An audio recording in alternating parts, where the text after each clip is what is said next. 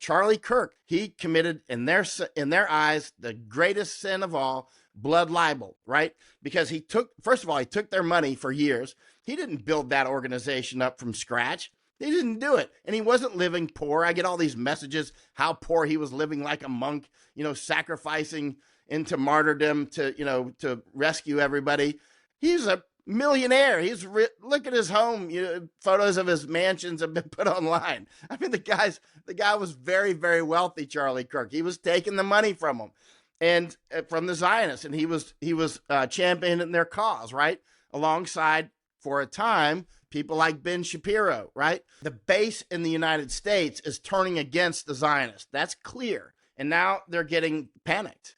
And they're panicked. And like Charlie Kirk was a major force, a major influencer that they built up. And then Pinocchio starts getting a mind of his own. What would you do with that? You can't let that guy who knows so much and who has so much influence, you can't just start arguing with him. That'll make that side even stronger, right?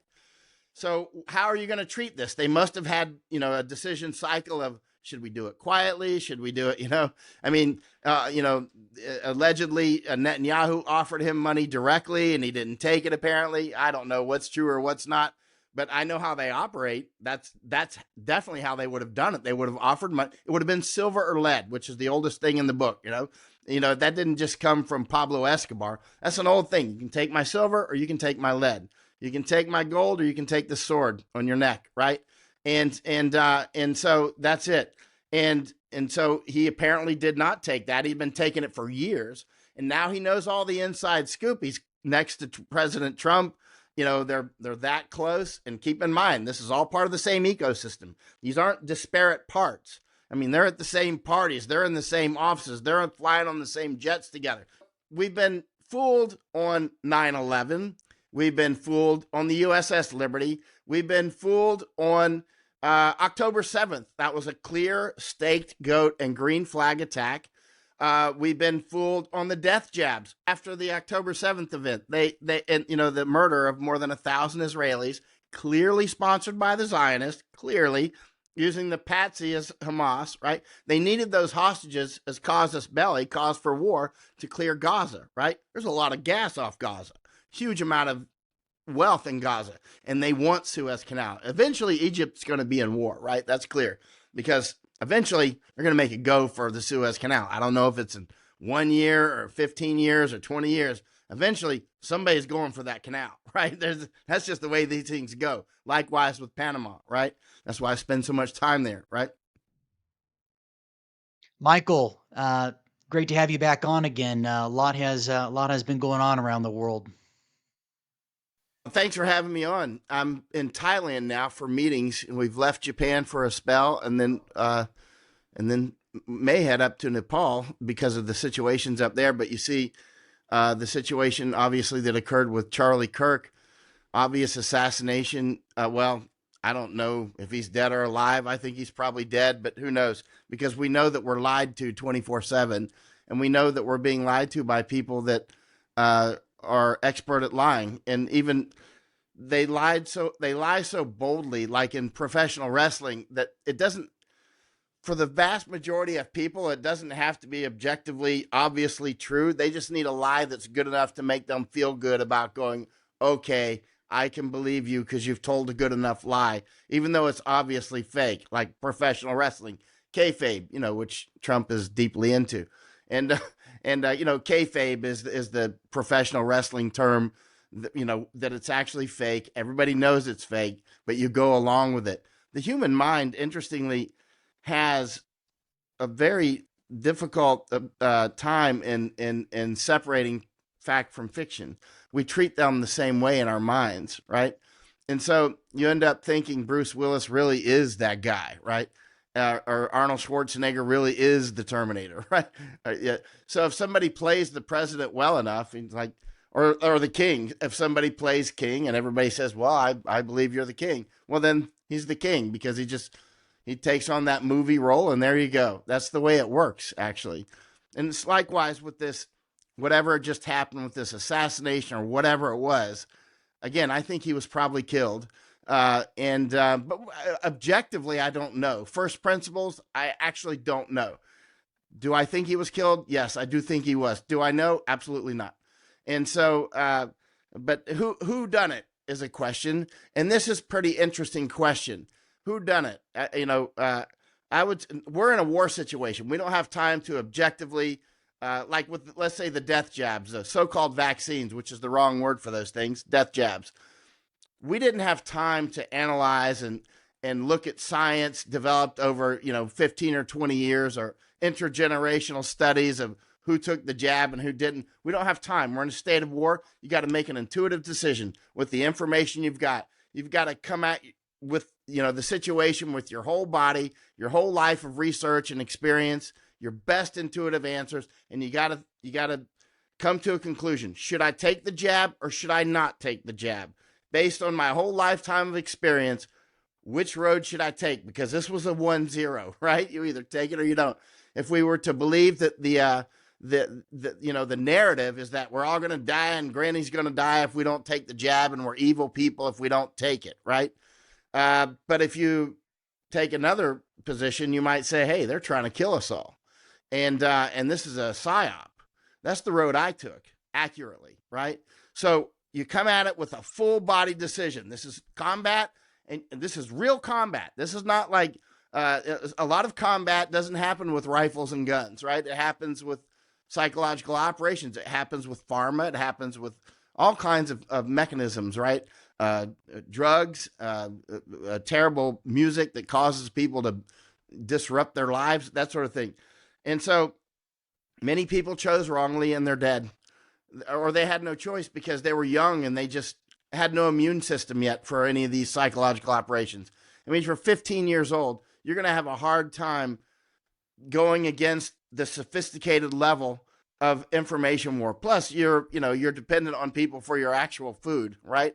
And you're small, and you just so a lot of these young people they had no actual choice. I mean, they're not even at the age where they're allowed to vote yet, right? They're not the age they're allowed to drive yet or anything because they're considered children, and they had no choice. They were literally murdered, many of them, and many will probably are probably now infertile, right? Their lives have been remarkably disrupted, and the futures of their generation have been remarkably disrupted, right? To the point of it can be destroyed, actually, like erased off the earth. And so likewise, so we didn't have time when it came time for the death jabs to sit back and go, okay, let's do a 40-year study on the intergenerational effects of this thing. You had to make it a wartime decision. Wartime hat, intuitive decision. That's a weapon. Don't go that way, right? And likewise, your friends never tried to confuse you, right? Your friends never, if you're, let's say you're on a Green Beret A team or something, the members of the A team are trying to speak in the clearest terms possible.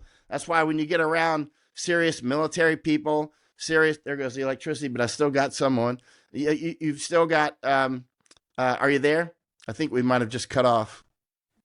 Oh, we're back on. Okay, the electricity went off, but we still weirdly so I connected to a separate Wi-Fi on my mobile Wi-Fi.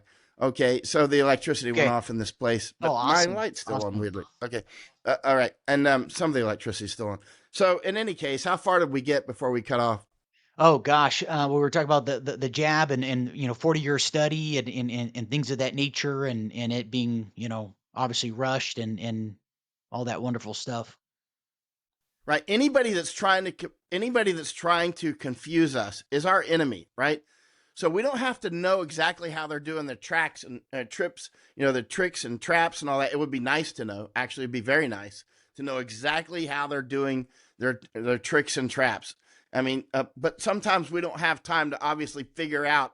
They could have laid traps that took them years to develop, and we're supposed to figure it out quickly, like Rubik's Cube the thing. How did he get the rabbit out of the hat? You know what I mean?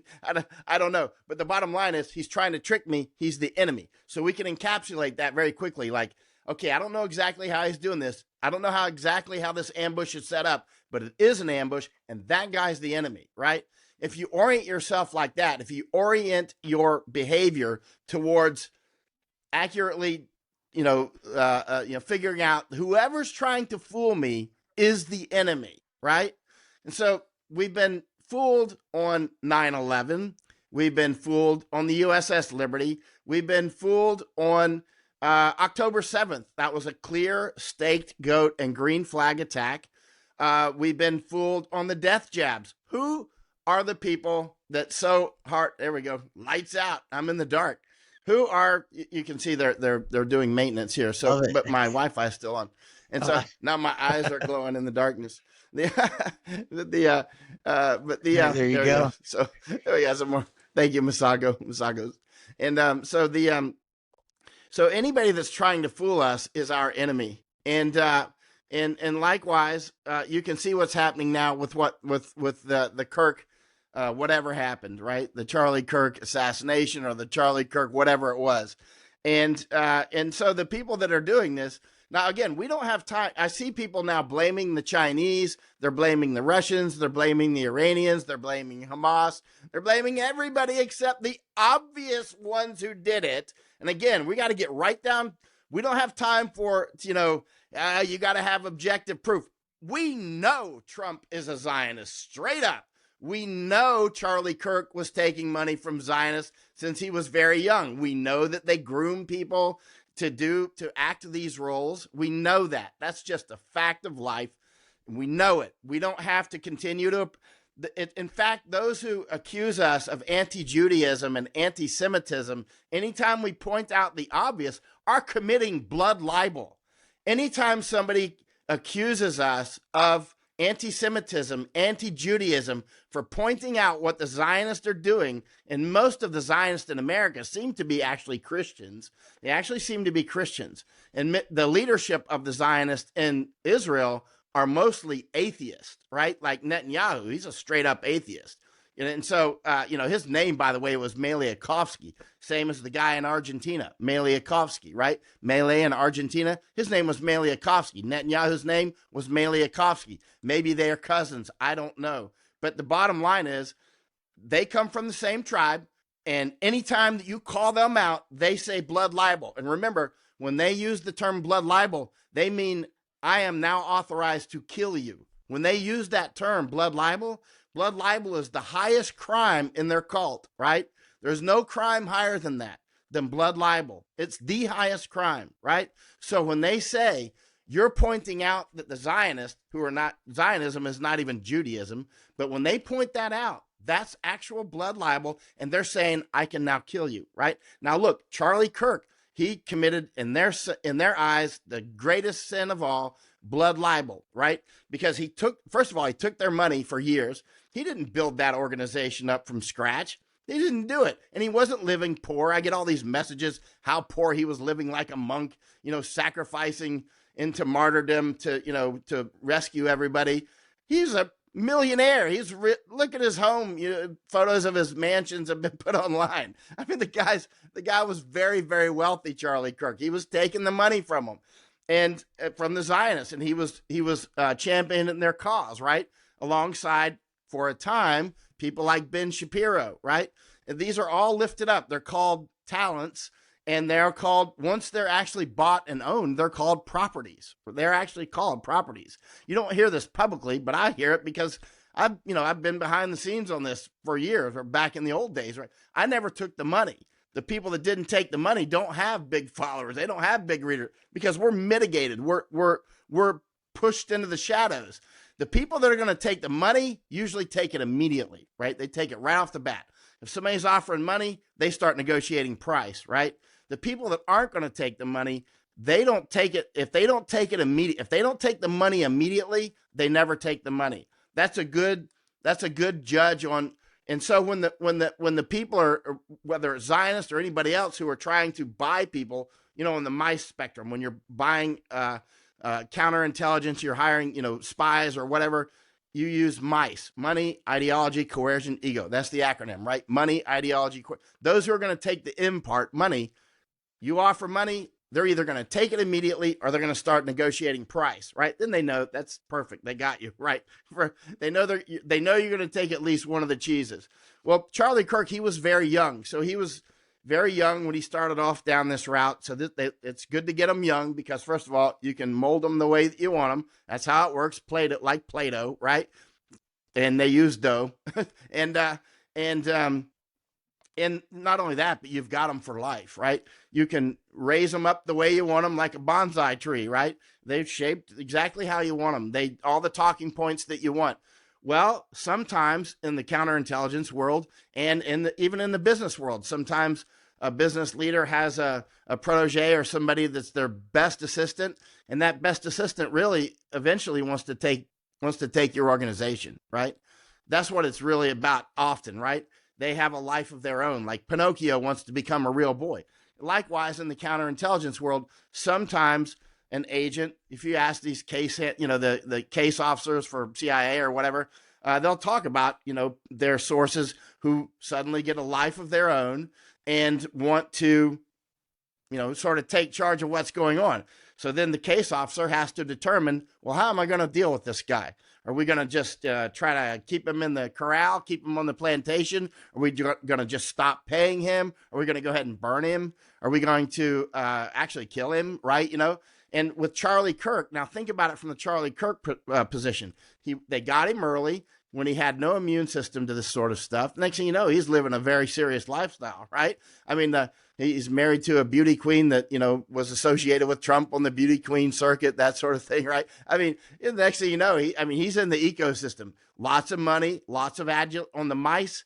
They've got the money, right? And the ideology, he seems to be aligned on that. Coercion, I don't know if they had it, but ego, he had an ego. So of the four major cheeses, at least 3 cheeses were there with Charlie, right? And now at some point, I don't know why Charlie started to change his tune, but he did, right?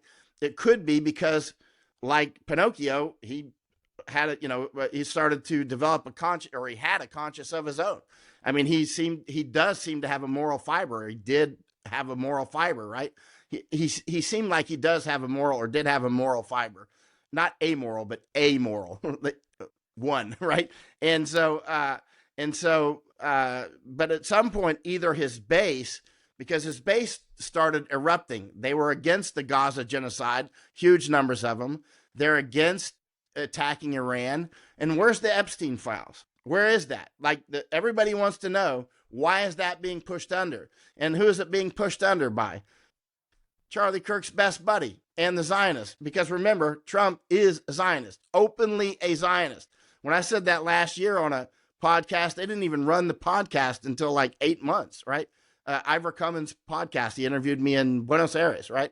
And I said, Trump's a Zionist. That was controversial at the time. I'm like, by the time I've told you, it's obvious. It's nakedly obvious. But now it's obvious to everybody. I mean, he doesn't even hide it, right? He's like openly Zionist. And again, Zionism is a political party.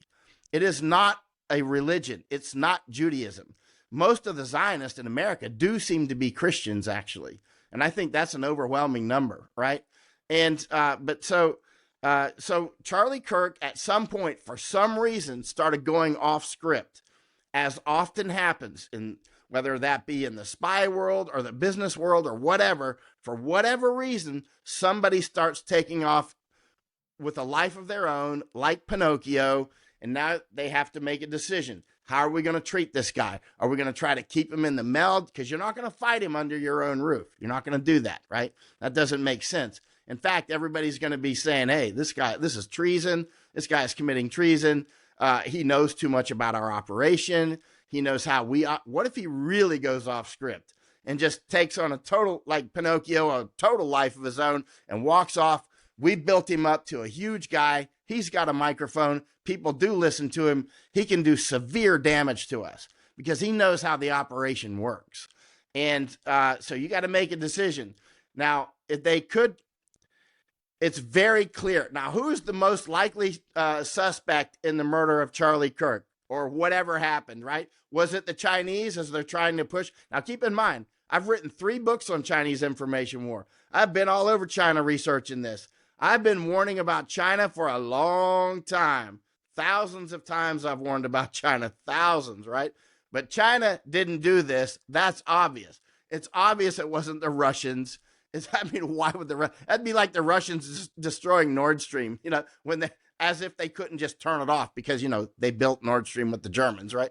I mean, they had half of the switches because half of them were in Russia. They didn't blow up their own pipeline, but a lot of Americans think that. So who done it? Was it Hamas? Obviously not, because Charlie Kirk is trying to stop the genocide in Israel, or at least his followers demanded that he do. So Charlie Kirk is in a position of, I got a fork in the road here. My base is rebelling against my boss.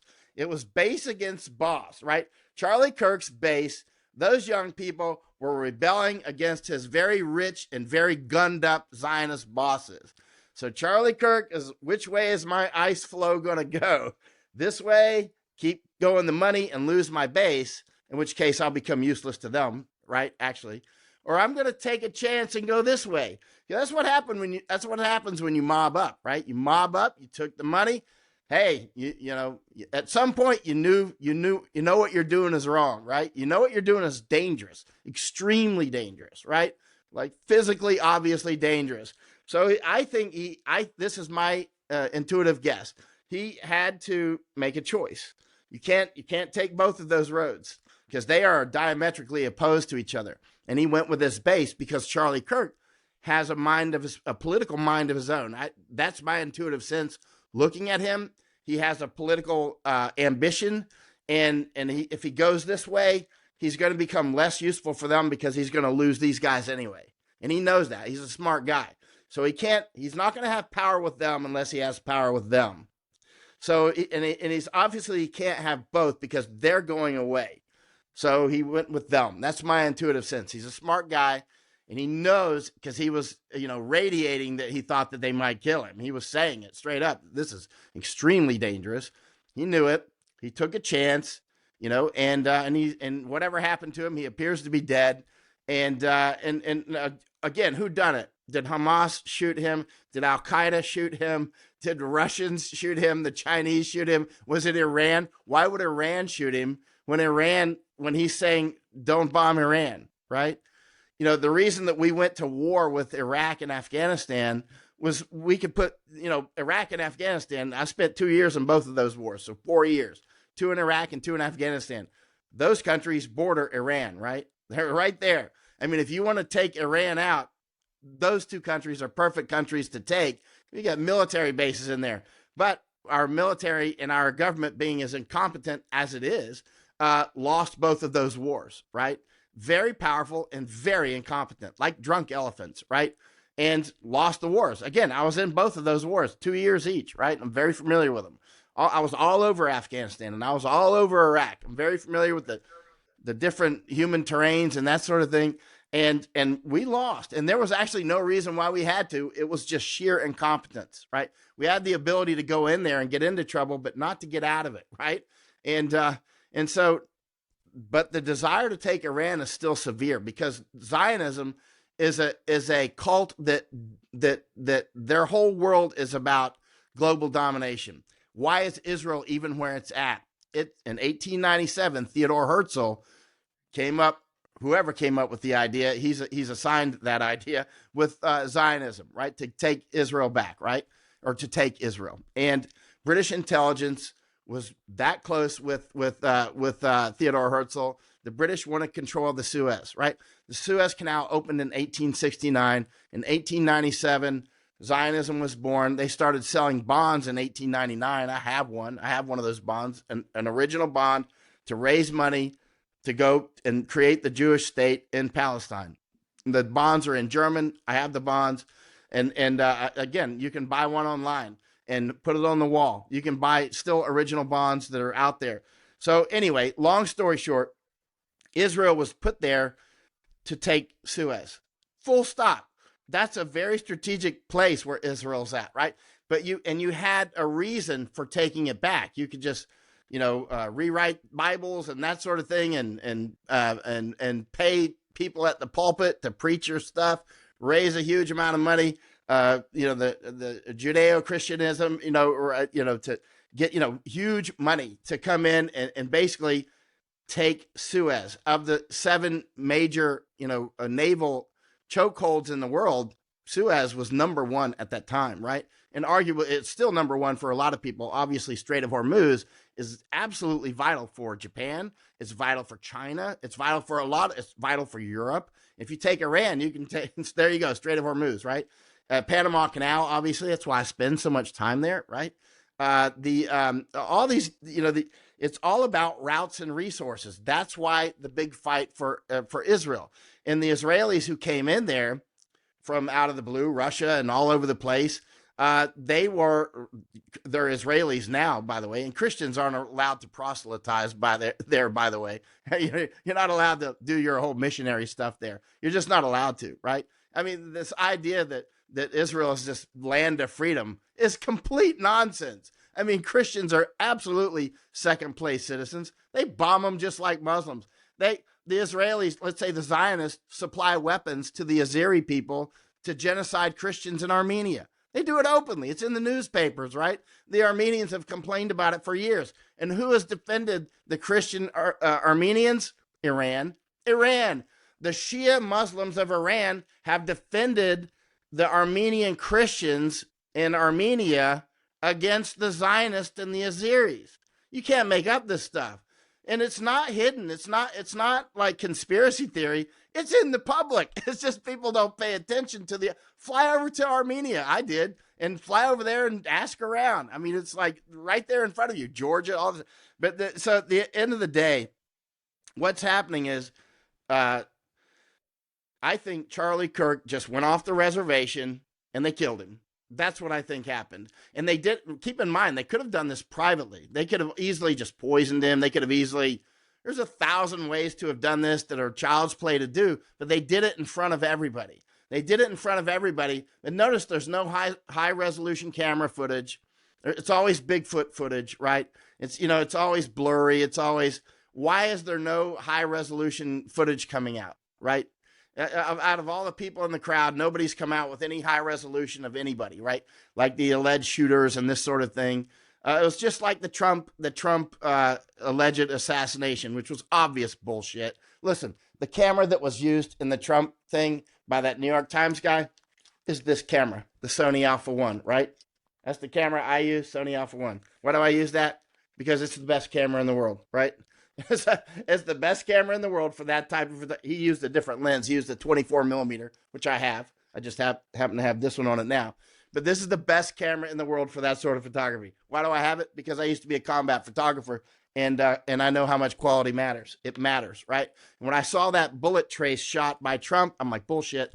Now keep in mind, if I were going to call an expert that has overlapping skill sets on this, I would call actually me. Because I'm the one who is a professional photographer and has shot some of the most famous photos of the Iraq and Afghanistan wars, right? Both of those wars, and many of them that were right here in Thailand, right here. There were people killed right here when I was in this conflict. I mean, like very close to where I'm sitting right here. Not right here in Thailand, but like gunshot distance from me, right? You know what I'm saying? I mean, so I'm back. But what I'm getting to is, I would actually call me, because there's a lot of war photographers, but there's very few combat photographers. And I did years in combat. I took thousands and thousands of combat photos, and I was a Green Beret weapons specialist, right? I've been in so many sniper operations, outgoing and incoming. People around me killed, incoming fire. At one point, I'm with a British sniper in Afghanistan, and I've got a different camera. This one wasn't out yet, and I've got a 50 millimeter lens, and then he actually let me shoot through his sniper lens. He's actually lining up to take a shot at a Taliban dude, and I've got photos of it, which I published, right? I mean, I've been in a lot of sniper operations that close, literally snapping by, hitting people around me, and snapping out, hitting those guys, right? So when I see stuff like this, I'm not your average photographer, right? I've done years of combat. I was a Green Beret weapons specialist. I have never seen a photo like that. So I ask people, okay, I haven't seen all the combat photography in the world, but collectively, we've seen a lot of it. Millions of people together, Find me one. Find one from, I don't know, World War I, World War II, Vietnam, Korea. There's, I don't know, hundreds of wars. Is anybody, police actions on the streets in Chicago, has anybody ever caught a photo like that in the wild, right? Nobody has been able to produce one. Nobody. So I was the original one that called that out. You see the big controversy over that bullet trace. That was me who called it out immediately. I was like, I saw that trace. I'm like, that's not right. Something feels way, way off. And remember, the bank tellers, how do they find counterfeit? They don't find counterfeit because they know what all the counterfeit feels like. They find counterfeit because they know what real is.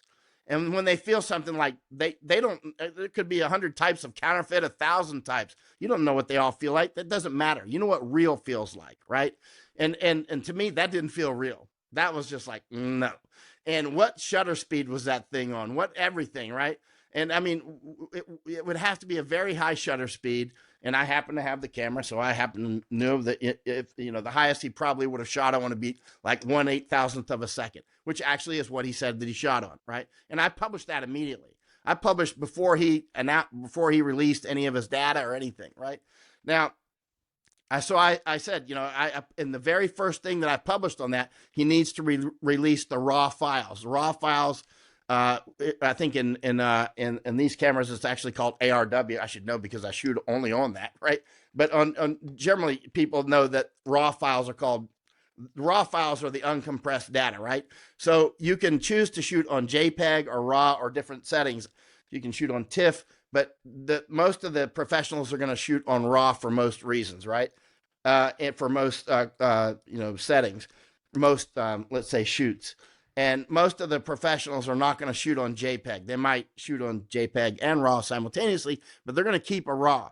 You need that RAW because that's the best data that you can use for later to get the light right or whatever, right? But it's harder to manipulate the RAW photos. It's very difficult to do that without leaving. It's harder to do it, right? And so that's why I immediately demanded, like, all my combat photography was done RAW, right? And at times when people said, oh, that's, like I've got photos of people getting shot in combat, like getting hit, like some of them in a different war, they would probably be some of the most famous photos in the history of war. I mean, I've literally got at 5 frames a second, the commander getting shot in front of me. He ended up becoming the CENTCOM commander who bombed Iran recently, Eric Kurilla. I've got him at 5 frames a second getting shot in Mosul right in front of me. I had my finger on the button. We're in a firefight and shooting it at 5 frames a second. So, right? And Eric gets hit. We're running down an alley. And it was a small lens, right? And it was a 50 millimeter. And we're running down the alley. It was attached to my body armor because I always keep the camera attached to my body armor so my hands can be free. But when we're running, I always hold on to it. And since we were in combat, I'm running down the alley behind him with my finger on the shutter, right? And he gets hit 5 frames a second, right? And you can see him getting hit, rolling. He got hit 3 times. One of the bullets broke his femur in half. He rolls on the ground, leg broke. He ends up still fighting, shot 3 times, bicep, leg, femur broke. And I kept shooting, right? And firefight kept going. A lieutenant comes right next to me. I'm shooting a photo. Bam, bullet hits right by his head. I caught it, right? I caught a bullet. So I get Eric getting shot. I get a bullet right in front of me, right here. It splashes off the wall by a lieutenant's head. And then I got hand-to-hand combat, all in the same series, right? And to me, that was a normal type day, except that he was the commander, right? I did this for years, right? Real combat photography, not war photography. War photography and no kidding combat photography, you will very rarely meet a real combat photographer because I don't meet them, right? I don't know any, you know what I mean? I don't even know anybody that personally that spent a lot of time in combat photography. That's why I'm saying when I saw that, if I were going to call somebody, it would be me, former Green Beret weapons specialist, involved in a lot of sniper ops, incoming and outgoing. And I use the same camera. I mean, and I've shot some of the most famous war photos in recent generations. And I look at it and I'm like, that's not real. So what I'm getting, and what did they do there after the Trump assassination thing, right? So-called. They tore down all the evidence. They immediately they hosed off the roof people died in that, right? the patsy on the roof. They washed off the blood, took the stage down where the people were killed. Bullets apparently hit the stage or whatever. I don't know. They tore everything down. It was clearly a movie set, right? And they tore down the movie set. And likewise, what did they just do with the Charlie Kirk thing? They tore everything down. Keep in mind, they didn't remove all the evidence because tearing that down was part of the crime. So another crime scene afterwards is the crime scene left by the people taking down the crime scene. That's part of the crime, right? I mean, it's like the crime's not over. That's just the first part of it. The second part is hiding the evidence, which is another crime, right? And so likewise with October 7th. October 7th in Israel was an obvious staked goat attack. A staked goat attack is where you stake a goat, or let's say you're hunting for whatever, and you leave it out as bait, right? And then you wait and do your thing, right? It's bait, and like, or if you go fishing, it's a worm on a hook attack, right? And so it was a staked goat. They had the party next to Gaza where nobody should have had that big party. It was a big, one of those drug and sex raves that Israelis, not just Israelis, but Israelis love to do those in Thailand. They do them all the time on the full moons. They call them full moon parties. They have them every full moon, right? Everybody knows about full moon parties. I've seen one down years ago, and I don't know, down in Phuket or someplace. No, it was Koh Samui, right? And it's just a big, huge drug and sex party, right? And so they were having one of those things over there. It was a staked goat, and then the attack comes, which Mossad is supposed to be the best intelligence agency in the world, and they should be because they've completely infiltrated the NSA and CIA and all that, right? I mean, banking and everything, used car agencies or whatever.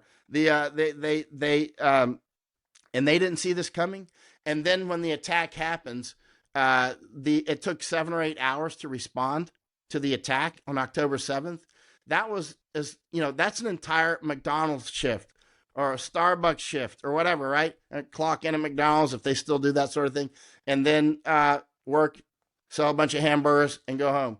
That's how long it took the IDF to respond. Charlie Kirk mentioned that too. He mentioned how long it takes to get across with the helicopter. That's something that I talked about for ever since it happened the last 2 years, right? As soon as it happened, I'm like, it only takes 4 minutes to crank up a cold Blackhawk, right? It takes 4 minutes, and they go 180 knots. You could have been anywhere. He said that he took a, we looked like we went offline there.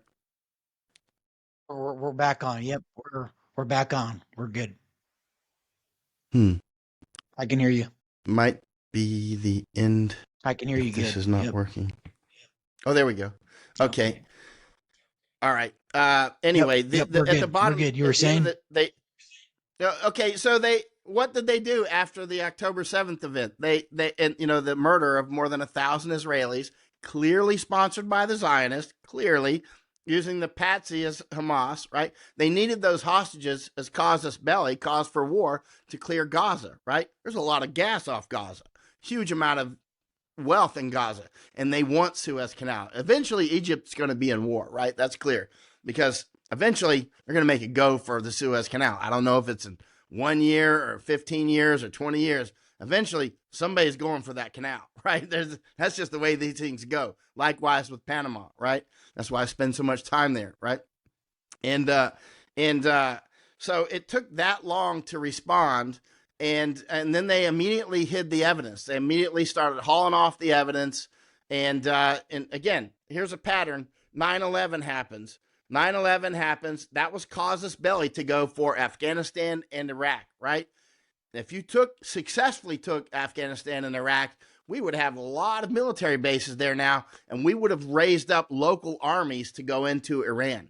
That's how we would have rolled with this, right? We would have raised up the Iraqi army, and we would have raised up the Afghans to come in and go ahead and take, and we could also do a huge amount of our operations from Afghanistan and Iraq. We could take Iran, and then we would have Strait of Hormuz. At that point, we would have amazing powers, right? Not only that, at that point, you could start picking off the Gulf states like Saudi Arabia, Bahrain, of course, UAE, Kuwait, Iraq. Well, you would already have Iraq, Qatar. I mean, you would actually be able to pick those off because we already have bases in those places anyway. But once you have Iraq and Afghanistan, you can then take Iran then you've got the Persian Gulf, right? You've got it. And then you can take off the rest of those guys. At that point, you can certainly mitigate severely China and Russia and put them out of business as well. You could rule the world, right? The problem is they're very good at doing low level, like Epstein Island stuff, and they're very good at screwing up countries like Israel. Israel has never been successfully run. They blame everybody, but because professional victims are always predators, right? They're very good at the predatory action, and they're very clever and good at that level. But when it comes to really big stuff, they're terrible. They're absolutely terrible. They're incompetent, right? And so, I mean, let's rush into Iraq and lose. Let's do it in Afghanistan and lose. Let's go ahead and huff and puff to take out the, knocked off line again. Go ahead and huff and puff to take out the Houthis with our Navy and Air Force and everything else. Good. And yet the Houthis are still able to close Bab al-Mandeb, one of the major chokeholds in the world, right? These guys are basically wearing sandals, you know what I mean? And they mitigate our own, they launch rocket attacks all the way from Yemen into Israel, right? And so at the end of the day, they're very good at biting off much more than they can chew. And at this point, the base in the United States is turning against the Zionists. That's clear. And now they're getting panicked. And they're panicked. And like Charlie Kirk was a major force and a major influencer that they built up. And then Pinocchio starts getting a mind of his own. What would you do with that? You can't let that guy who knows so much and who has so much influence, you can't just start arguing with him. That'll make that side even stronger, right? So how are you going to treat this? They must have had, a decision cycle of, should we do it quietly? Should we do it,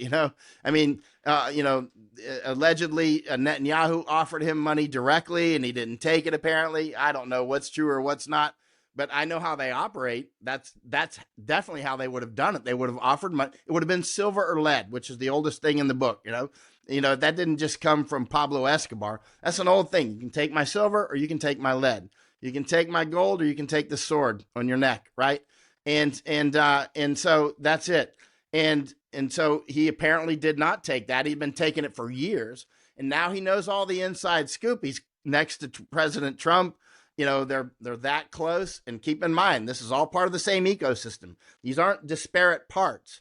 I mean, they're at the same parties. They're in the same offices. They're flying on the same jets together. Jack Posobiec is with them, right? And Jack Posobiec, I've been on Jack's show, right? And you see Jack and I have had public disputes on these sorts of things, right? And Jack's, very close to Charlie Kirk and Trump and it's the whole ecosystem, right? It's not, these aren't disparate parts. They're part of a Hollywood stage, you might say, right? And they play off each other. They reinforce each other. So what are you going to do with Charlie Kirk who goes off script? And going off script is a common thing that happens. He's not the only one. What are you going to do? Now, are you going to just let him silently go away in the distance and argue with him? He'll get stronger and stronger, right? They're not going to do that. And that's not their habit anyway. Crocodiles do crocodile stuff. If you tie a dog next to a tree, next to a lake where there's crocodile come up and get that dog. In fact, I got an Airbnb over in Belize at one point, and there were crocodiles out there. And I said, I mentioned actually to the lady at the Airbnb, I was like, wow, I certainly wouldn't tie my dog to this tree because I grew up in Florida. I used to hunt alligators. She goes, funny you should say that because one of the guests tied her dog to the tree and a crocodile came and got the dog. I'm like, that's what they do. I mean, that's why if you're somebody like me who grew up in Florida, you never tie a dog next to anything next to a river or a lake. Alligator's going to get him, right? And what I'm getting to with the Zionists is crocodiles do crocodile stuff. They naturally go straight to death, right? It's Gangsterville, hardcore, right? And so they're obviously, he's afraid they're going to kill him. Charlie Kirk's very smart. And so he starts radiating, something could happen to me, right? And that's not going to save you as Zionists because they're going to make a big movie out of it, right? They're going to it'll be a movie set. He was just over in Japan talking and that sort of thing. Then he flew back to the United States. There he is, perfect. and they could have done it quietly. They could have easily, killed him in ways that nobody ever saw it. They could have poisoned him or whatever. They had access to him, right? And yet they did it right in front of everybody. And then they tore down the stage, right? That was a movie set, right? That was literally a movie set. Notice there's no high resolution camera footage has emerged. Why not? Why isn't there somebody there with one of these cameras, right? Like if this camera were making video, there ain't no way you would be hiding those little squibs or any of that stuff, or the guy that allegedly has a pistol that may have shot him, which could be legit, actually. I don't know. It looks like it could be. But if I had this camera there and it was shooting video, you would clearly see the pistol, right? It would be like as clear as we are now, even more maybe, So I mean, but not it's only Bigfoot footage, right? So we don't know what happened, and they tore down the set. But remember, the people that tore down the set are part of the gang, right? So I mean, so you shouldn't stop shooting video after the initial shot's over. The crime's not done. I mean, and so look, and Trump sent Air Force One for Charlie Kirk's wife. They start raising huge amounts of money, and now Vance is taking over the microphone, and Shapiro, who is all for invading the United States. Shapiro, now he's made statements that he wants the border closed, but behind the scenes, he will never go against HIAS, the Hebrew Immigrant Aid Society. And if you look at HIAS.org and you look at the donors, there's a whole bunch of Shapiros on there, by the way. And it looks like, I'm not saying it's him. There is a Ben Shapiro on there, but it may or may not be him. I don't know. But and then apparently there's a Shapiro that may take over the TPUSA. I don't know. Let's see what happens. But this is Game of Thrones. This is big boy stuff. They're not just going to dissolve it. They're gonna be like, we got the throne, we captured the flag, we're doing it right in front of you, we're showing you who's powerful. And then if you stand up and say anything against them, they're gonna accuse you of blood libel, which is the highest sin, right? And that cult is the highest sin, is called blood libel, right? And it is actually blood libel when they call people anti-Semite or anti-Jews for standing up to that and calling it out. That is blood libel. They commit blood libel on a daily basis, right? Anytime somebody calls you anti-Semite and it's not true, that's blood libel. They're committing blood libel, right? And in their own framework, blood libel is a death penalty, right? In their own framework. And what was Charlie Kirk doing? He was committing blood libel in their framework, right? He was the penalty for blood libel is death, right? This is open. This isn't conspiracy theory. This was before any of us was born type stuff, right? And so you'll hear blood libel. You hear that term all the time, and they'll show, the magic wand is anti-Semite. There's the magic. Oh, it freezes people. Anti-Jew freezes people, right? Blood libel. They're going to kill them all, right? And they will. But at the same time, when you don't accept that, like I did an interview, yesterday or day before, and it was like 7:30 in the morning. It was with some Canadians. And one was this former elected official, some Iranian stooge for the Zionists, right? And I'm watching her, and I'm watching what she said, and I'm like, oh, she's a Zionist shill. Because keep in mind, I watch this all the time. So when I watched the things that she was saying and how she was saying and the ecosystem that she came from, I knew that she was a Zionist shill. So I thought, you know what? Now it's my turn to come up. Let me see how I'm going to take control of this, right? I'm not going to argue with her. And so it took me 63 seconds. You can see it. It's on my Substack. It took me 63 seconds to make her slam the door and leave the conversation. 63 seconds. It's on my Substack. The videos, it's posted near the top, right? So they're like, okay, Michael, it's your turn. So I prefaced it. So part of that 63 seconds is me saying, hey, what I'm about to say is controversial. I was like still in my corner. And so in reality, it took less than a minute. So I start to talk about Charlie Kirk and how he was lofted up by Zionists. And then she throws the anti-Jew card. And she said, oh, I'm not going to. Now, keep in mind, she was an elected official in Canada. She's not anymore, but she's still a politician. That's why she was on the podcast, right? And she's Iranian. She's all about bombing Iran, of course. And she was doing Zionist talking points. So she starts going, well, I'm not going to stand for this if it's going to be an anti-Jew. Now, normally people defend themselves. They'll go, I'm not anti-Jew. I have Jewish friends and all this stuff, right? Don't never do that. I said, goodbye. I said, bye, leave, go, bye, right? So she was gone. She left the conversation, right? And she left and she was gone. The whole time from when I started to first speak and she's out the door, 63 seconds. But the actual attack that I did, and I attacked, right? I didn't come in and defend. I didn't say, no, I got Jewish friends. That's not what I meant. No. I was like, no. Goodbye, out, right? And she left, right? If you do that, if enough people do that, stop defending yourself. When you defend yourself, you're on trial. When you defend yourself, then the judge is the accuser.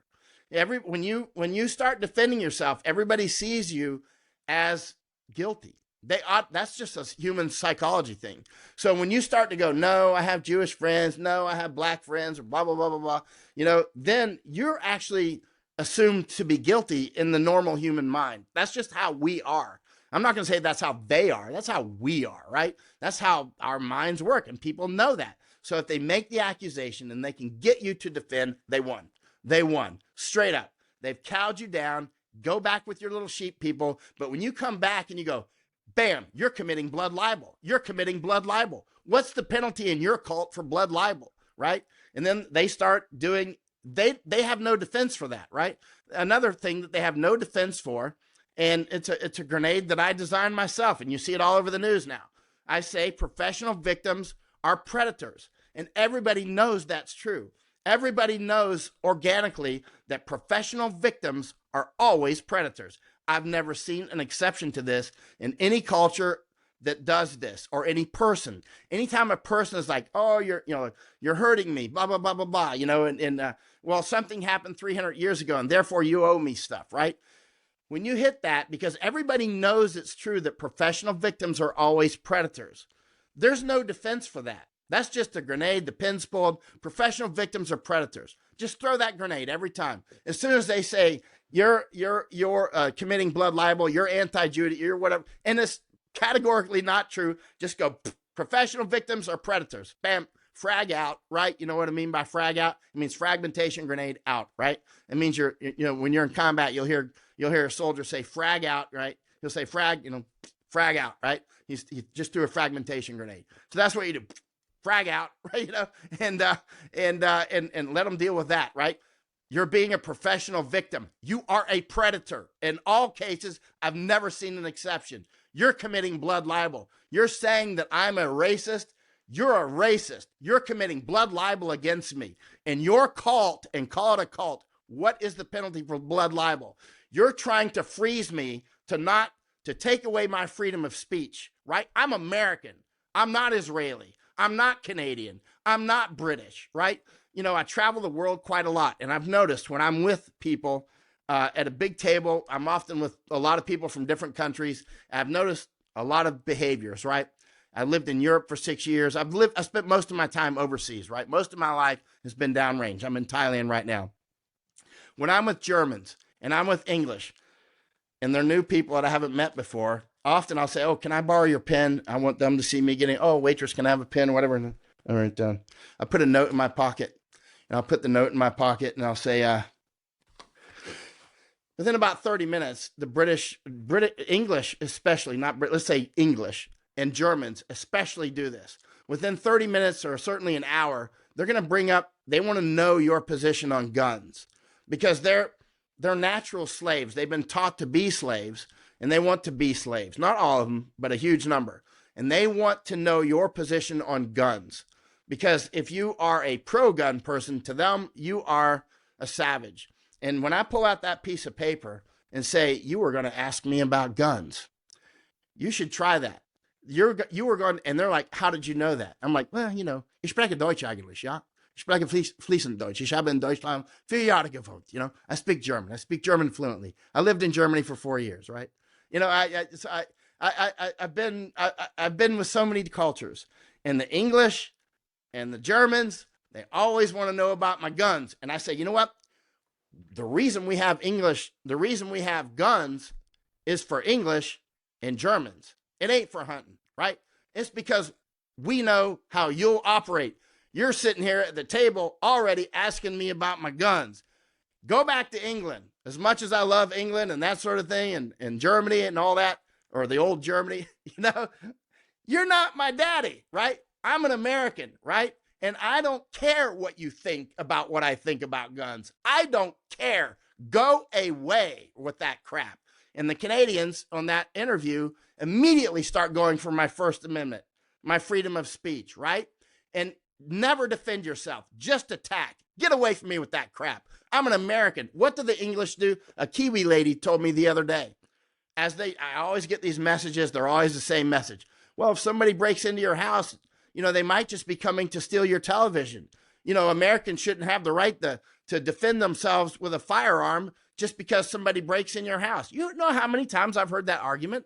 It must be over 1,000 times over the years, where a lot of English, Germans, Kiwis, Aussies, a lot of them will say they might just be coming to, is jewelry worth the life of a human? I'm like, you are slave trash talking to me like I don't have a right to defend myself, and they don't know how to handle it when you say you're slave trash. I've experimented with this stuff. You're a slave. If you're going to be a slave, get on your knees when you talk with me, because you don't even want to have a right to defend yourself. You don't want to have a right to defend yourself. And don't come at me with that crap, because I'm not a slave like you, right? They don't know how to deal with that because they are slaves. They're slaves in their minds. They think that the daddy state, the nanny state, which look what the nanny state has done to them. It's destroyed their countries, and it's destroying ours, because so many more Americans come in and they want the nanny state. They want the daddy. Oh, please, Trumpy, save me, Trumpy. I voted for Trumpy. Now everything's going to be okay. That dude's a hardcore predator. Trump is a professional victim, right? What's he doing? Pushing Bitcoin. And you get the Bitcoin bros out there that are like, well, you don't understand the technology. You're probably all jabbed up saying that, right? Don't understand the technology. Get out of here with the don't understand the technology, right? Get out of here with that crap. That's a clear trap. Just like the jab. And they were like, follow the science. Are you an epidemiologist? Are you a virologist? Are you a vaccinologist, right? Are you an immunologist? Do you know, are you any knowledgeologist, right? Are you any ologist, right? You're like, listen, man, bottom line is I didn't take it and you're dead, right? So that's it. At the bottom line, if they're even arguing the science on these things, they already lost the argument because they've been fooled to go down that road, and you didn't go down that road at all. Like, I'm not going to argue about you whether or not it's a safe and effective. It's obviously a genocidal tool. And who pushed it? Zionist. Huge. Trump pushed it. Netanyahu pushed it. The big pharma dudes, hardcore Zionist, right? They're clearly depopulating as many people as they can. And China's doing the same. So in those parts, they overlap. But there's a huge fight in oligarchical systems fighting each other. The CCP and the Zionists are fighting each other hard. And they're both good at information war. Like the Chinese are excellent at information war. The Zionists are excellent at information war. So this is like a clash of the titans on information war, right? Watching these two fight each other on the information front is like it's like Mothra versus Gamera. You know what I mean? It's King Kong versus Godzilla. And so in other words, there's not one that's just mostly you've got a very good information warrior against somebody who's pretty naive to it. They don't have an immune system against it. Like here in Thailand, there's dope stores everywhere now, and they weren't here just a few years ago. And that there's thousands of them now, right?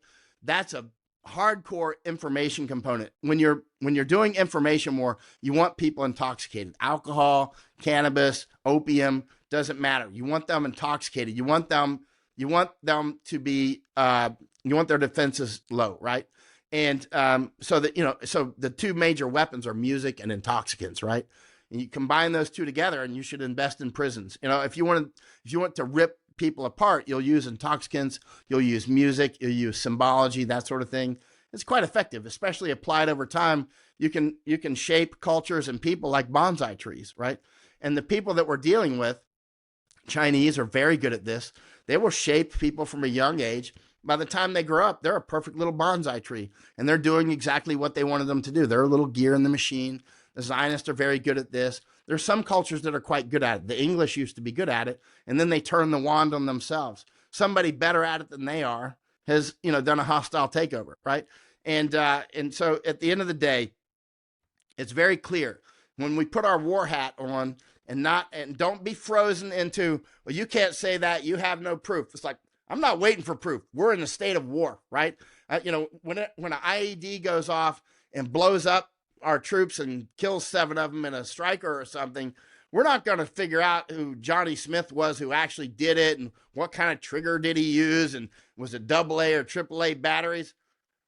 Okay, that was that. They came from that neighborhood. There was SIGINT that they were there prepping it. Hit them, right? That's it. That's it. It's messy, right? You don't have time. It's very clear that was a Zionist hit. It's nakedly obvious, right?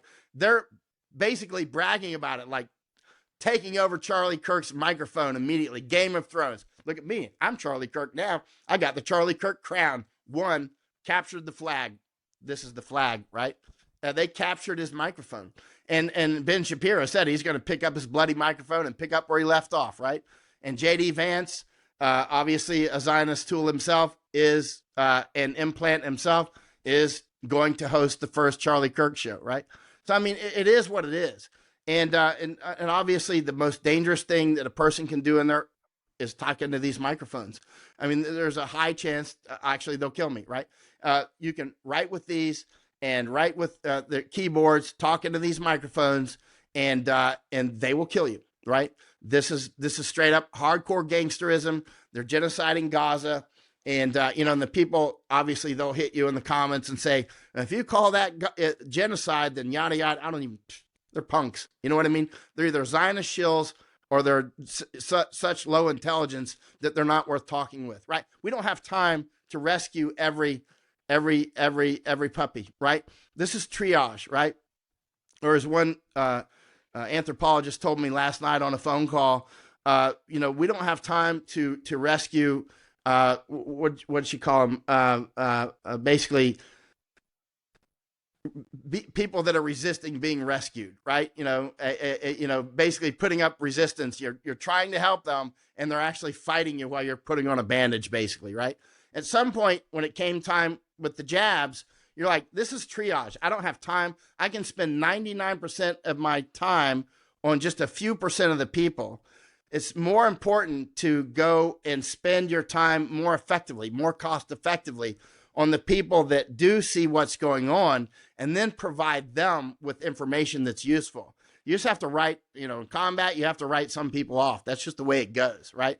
That's just reality. So we're in a state of war. The people that are, adamant, Trumpy's my guy, he's rescuing, okay, bye, have fun, right? Go take your jabs, whatever. Go buy Bitcoin, have fun, buy all the Bitcoin you want, mortgage your house, take the Bitcoin, have fun, right? Don't even argue with them. There's no time for that, right? And so, and they're not used to that, by the way. They're not used to, I'm writing you off. I'm not like that phone call I was on with the Canadians, when they started doing their thing, and that lady left the room in 63 seconds, right? The Zionist shill, the Iranian politician up in Canada. Then another one came in and he started attacking me. And and again, I didn't defend at all. I'm just like, you're interrupting me. You're interrupting me. He kept interrupting me, right? And finally I said, look, I got up early in the morning to come on with you guys. And because to me, they didn't reach the triage threshold. At some point, you're just like, I'm out. Have fun, right? And you look in the comments, though, as far as I can see, everybody sided with don't cow down to that blood libel that lady did, the Iranian lady. What's her name? Grani or something like that. Big fluffy hair, black fingernails. It's on my Substack. You see her big black fingernails. I mean, she's like a, can you imagine like a puma painting their fingernails black at night? It looks like everybody sided with standing up against them. It's refreshing because everybody wants to do it, but a lot of people are afraid because they don't want to be called anti-Semite, anti-Jew. They don't want to be called that because they think that everybody will shun them But you won't be shunned. You'll be shunned if you keep following that. You'll be shunned. Listen, that's what the Zionists are very afraid of. They're losing the base in the United States and Europe. They're losing that. That's why they needed the Charlie Kirks and the Candace Owens. Candace Owens used to work on their side. Candace Owens worked for the Zionists for years. She talks about it openly. I was in the Daily Wire studio in Tennessee and talked with her when she worked for them, right? I was right there. I helped set up the camera for Masako. I think it was this camera, actually. Helped her set up for the interview, right? And I think it was actually this camera. and so what I'm getting to is,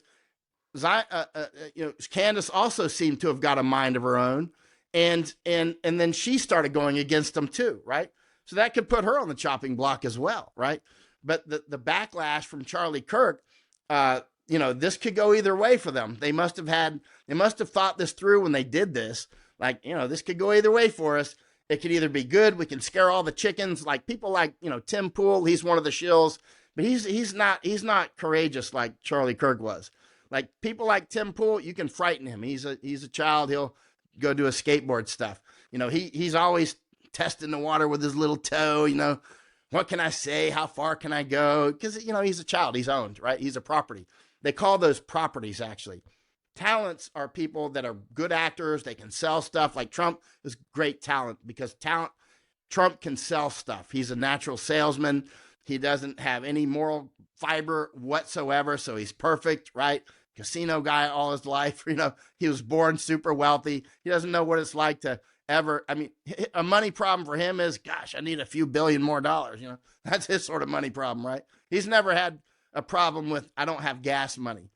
A $5 money problem is 1,000 times bigger than a $5 million problem, right? You know what I mean? A $5 problem is you don't have money for lunch. You don't have money for gas, right? He's never had.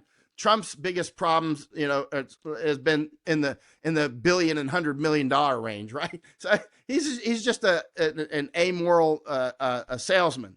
But at the end of the day, some people like Candace Owens, she was an actress. Obviously, she's good talent. Once they own you, you're called a property. That's what they actually call it. I don't know if you've ever heard this, but I've been behind the scenes with them quite a lot. They call people like that properties. They would call Candace Owens a property. They would call, like Charlie Kirk, he would be a property, right? But if you go off the reservation, you're a liability. Suddenly, you're not a property anymore. You're not a income generating property. You are an actual threat to the system, right? And so people like Candace Owens, who clearly was a property, she clearly was talent, no question about it. She appears to be going off the reservation too, right? She appears either through her ego or through ideology. It could be a strong moral compass that she has. Of course, I don't know if she has that because I can't read her heart, right? It could be that. Looks like we went offline. Or no, we're still on. It could be that. Like she could have a strong ideological compass that says, hey, no, what's going on is wrong. Or it could be she just has her own ego because she can see her own power base. I mean, she could see herself being president one day, and she's going to undermine her base if she sticks with the Zionists. If she sees the Zionists losing power, she's going to jump ship. If she has same with Charlie Kirk. If he sees the Zionists losing power and that other base gaining power, and if his deepest desires are money and political power, he's going to go with the highest voltage, right? He's going to go with the highest power, right? Not voltage, but he's going to go with the highest power rating, right? And so he's going to go with, the ones who are raising up and going against Zionists. The Zionists are getting frantic because they're losing their power base in the United States. Their tide is going out. So they're getting frantic. There's nothing they won't do. They're still powerful. They still got their legs under them, but they're losing them quickly. And the assassination of Charlie Kirk, which was clearly a Zionist hit, that didn't help them. Right now, it'll frighten people like Charlie Kirk, like Mao, kill one chicken, frighten the whole herd, the whole flock, basically. People like it'll work for those for that level, but it's not going to work for the really courageous people. It's going to embolden them more. They're going to get angry, and this has been dangerous for the Zionists. This has mitigated. this has caused them to lose support. It's caused more people to speak up. It's caused more people not to care, and they're not going along with it. They just saw their hero get shot, and everybody knows. Everybody with a brain knows Zionists just did that, right? So now you got to make a point. You got to make a choice. Am I sticking with those guys, or am I sticking with my people, right? Those guys just shot my hero, according a lot of people that saw Charlie Kirk as a. Now again, they're trying to do their psychological warfare techniques and just take his microphone and pick up where they left off. They may be successful, and I'm certain that they will be with some people, but a lot of people are never going back. So that was a gambit. I mean, they played the piece. He's dead, or he's gone in any case. He's never going to, if he's not dead and he's hiding off somewhere in Antarctica, then, he's still never going to be a part of the conversation again, unless he can somehow convince everybody he was kidnapped. I don't know. I mean, personally, I think he's dead. That's what I think. And I think that it was, I mean, it's obviously Zionists who did it. So anyway, I've talked enough, but I haven't given you space to say a word. Well, you have managed to address a lot of my questions, Michael. I was just watching actually Candace before we had our email exchange before coming on the air, and I watched the video that she did live, and I'm just always impressed with what she's able to deliver and how she carries herself, and I have concern for her well being and such, and anyone else who puts themselves out there. Candidly, even though I'm just kind of have a burgeoning show, if you will, I think about long term. Okay, I'm putting myself out there in the internet. I'm doing this, but something's compelling me to, I guess, do this. I'm floored by the whole thing. I'm very disturbed by what happened to Charlie, and it does seem more and more evident. I was listening to Max Blumenthal share his thoughts on it, and also What did the he with say? Bill Ackman. What did he say, Bill Christian? Ackman. Oh, well, Max just mentioned about he mentioned that uh, sources that were close to Kirk as well as Trump mentioned that at the White House there were heated exchanges, and also expressed that Trump uh, conveyed more or less concern for his welfare as it relates to Netanyahu and things of that nature, as well as deviating from the narrative, if Trump you had will, the concern Zionist for narrative, Trump's. Wait, to be clear, his Trump his has concern welfare, for Trump's welfare. Yeah, his he life. should. Yeah, He yeah. should, Trump because had if he concern goes for off his. script, he should. Yeah, And Trump's not a courageous guy. He's just not. And so, so what's Trump going to do? How's he going to behave with this?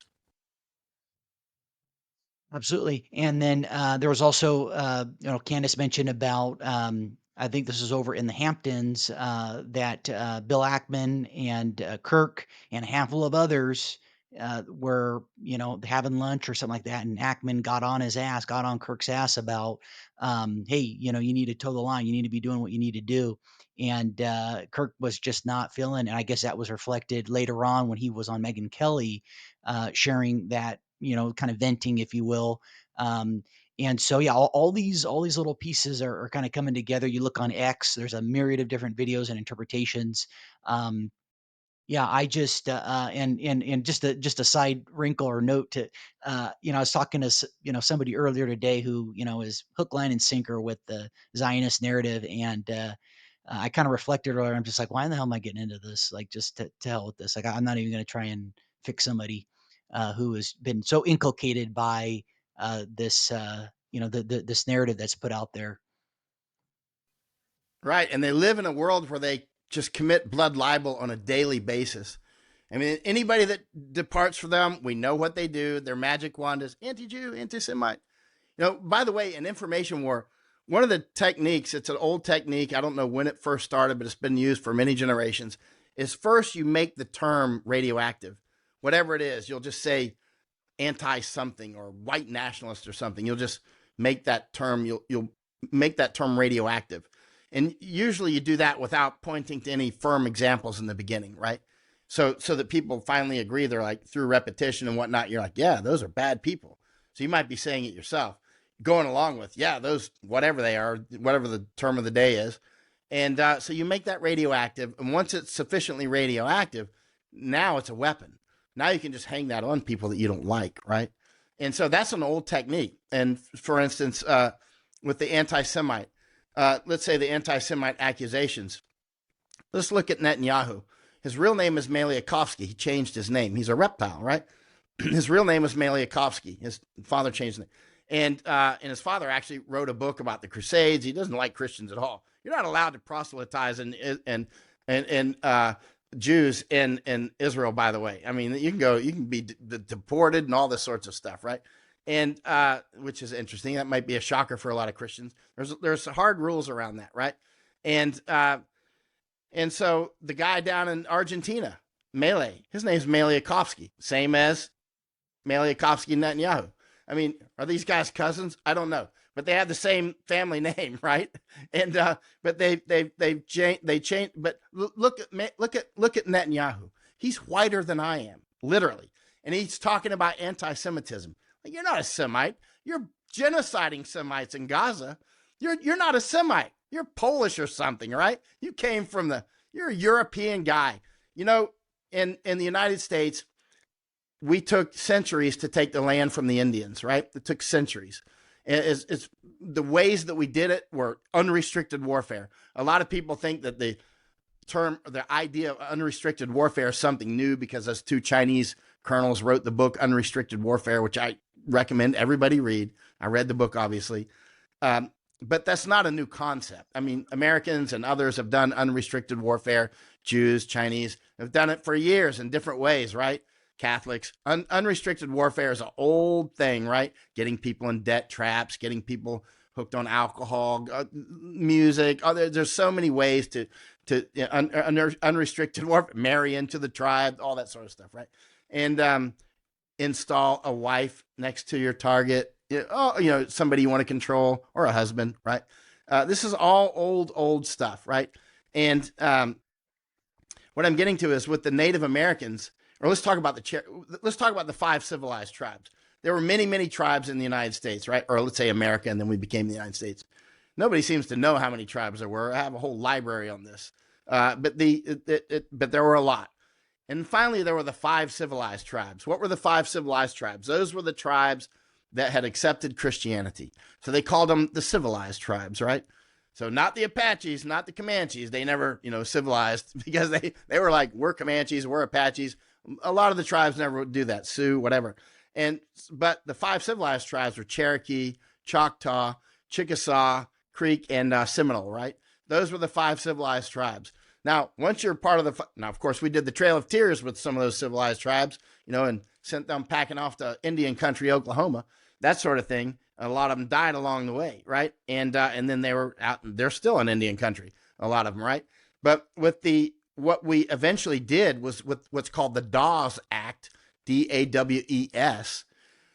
It was an act to give land to people that were definitely Cherokee, Choctaw, Chickasaw, the people that were part of one of the 5 civilized tribes. So if you could get your name on what's called the Dawes rolls, if you could get your name on that, then you would get land, right? This is very important what I'm telling you, and it relates to Israel now. So if you could get your name on that, like my culture is Scots-Irish, right? Scots-Irish had been brought over to actually fight people like Cherokee, right? Let's rewind a bit. Scots-Irish, the Ulster Scots, the English used the Scots, some of the Scots, to fight the Irish, right? In like Ulster County, right? And then over time, they intermarried with the Irish, right? And they became a separate culture. They're not Irish anymore. They're not Scottish anymore. They're Scots-Irish. So they're not like a Scottish dude who married an Irish woman today out of the blue, and they might say, I'm Scot-Irish, but they're not Scots-Irish. They're not Ulster Scots. That's a whole different thing that developed over time, and they're very combative. They're very warlike people, right?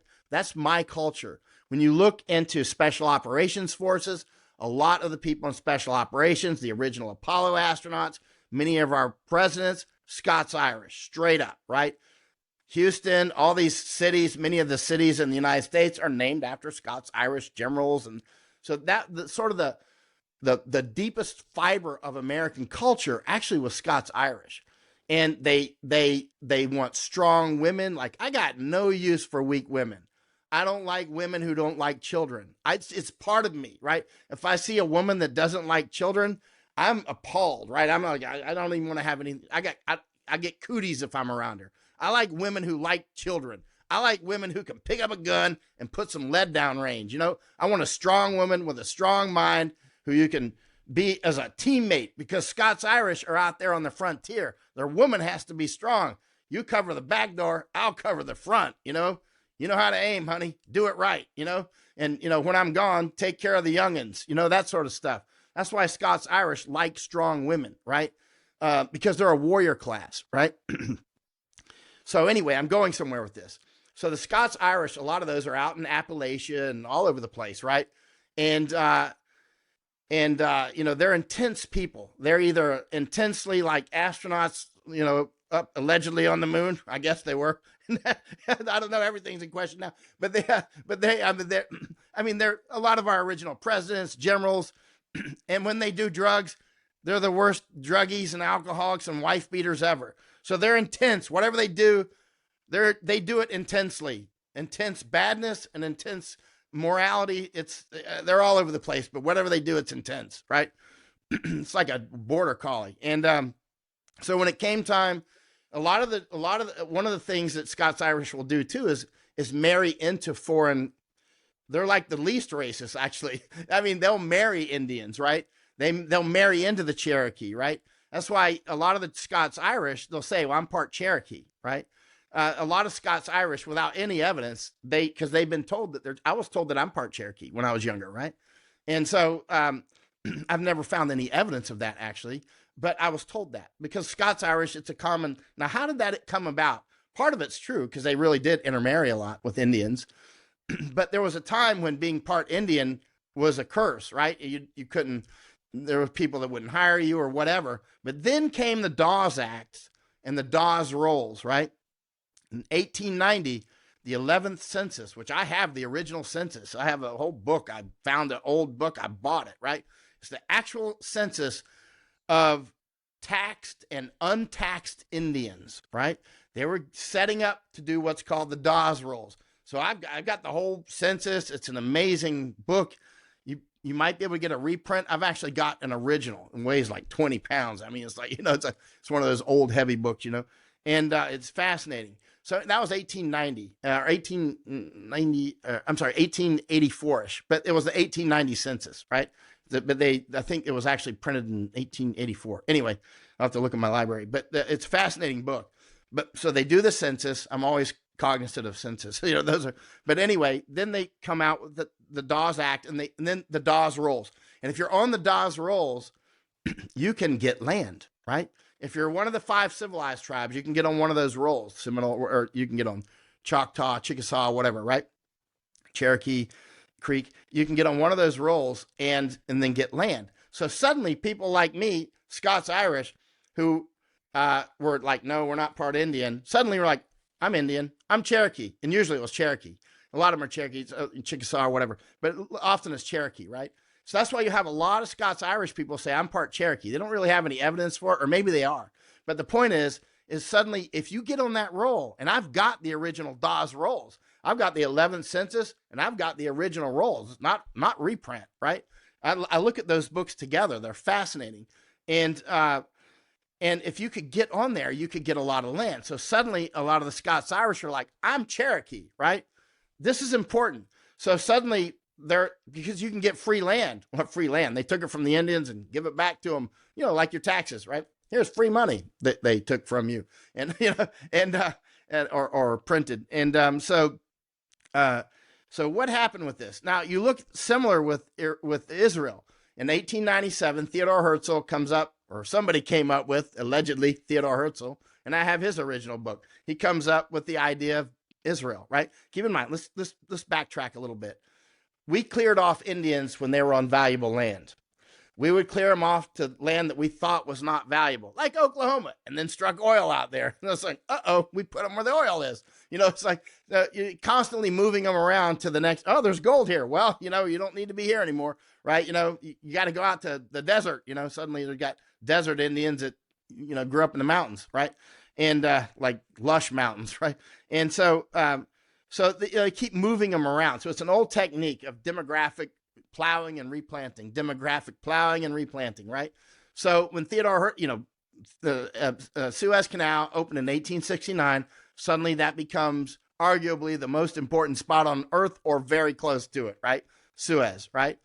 Keep in mind, that's huge global trade still goes through there. It's one of the top 7 naval chokeholds in the world, Suez Canal, right? So that's when that was 1869. 1897, Theodore Herzl is doing the Zionist, like we got to take the Holy Land back. But he was atheist, actually. He was actually atheist. He didn't care about Jews. He was Zionist. Zionism and Judaism are separate things. So I've got his original book. So Theodore Herzl, British intelligence used him because they wanted to resettle that land called Palestine. It was Palestine. And I've got one of the original bonds from 1899. I've got an original. They were issuing bonds and collecting money to go take Palestine in 1899. So 1897, Theodore Herzl, like, let's make Israel. British intelligence is like, let's make Israel. We'll use the Jews as useful idiots. Scots-Irish. So the Jews are our new Scots-Irish, right? So, because they want to use the Jews to fight the Palestinians, right? Just like they use Scots-Irish, my culture, to fight Cherokees and others, right?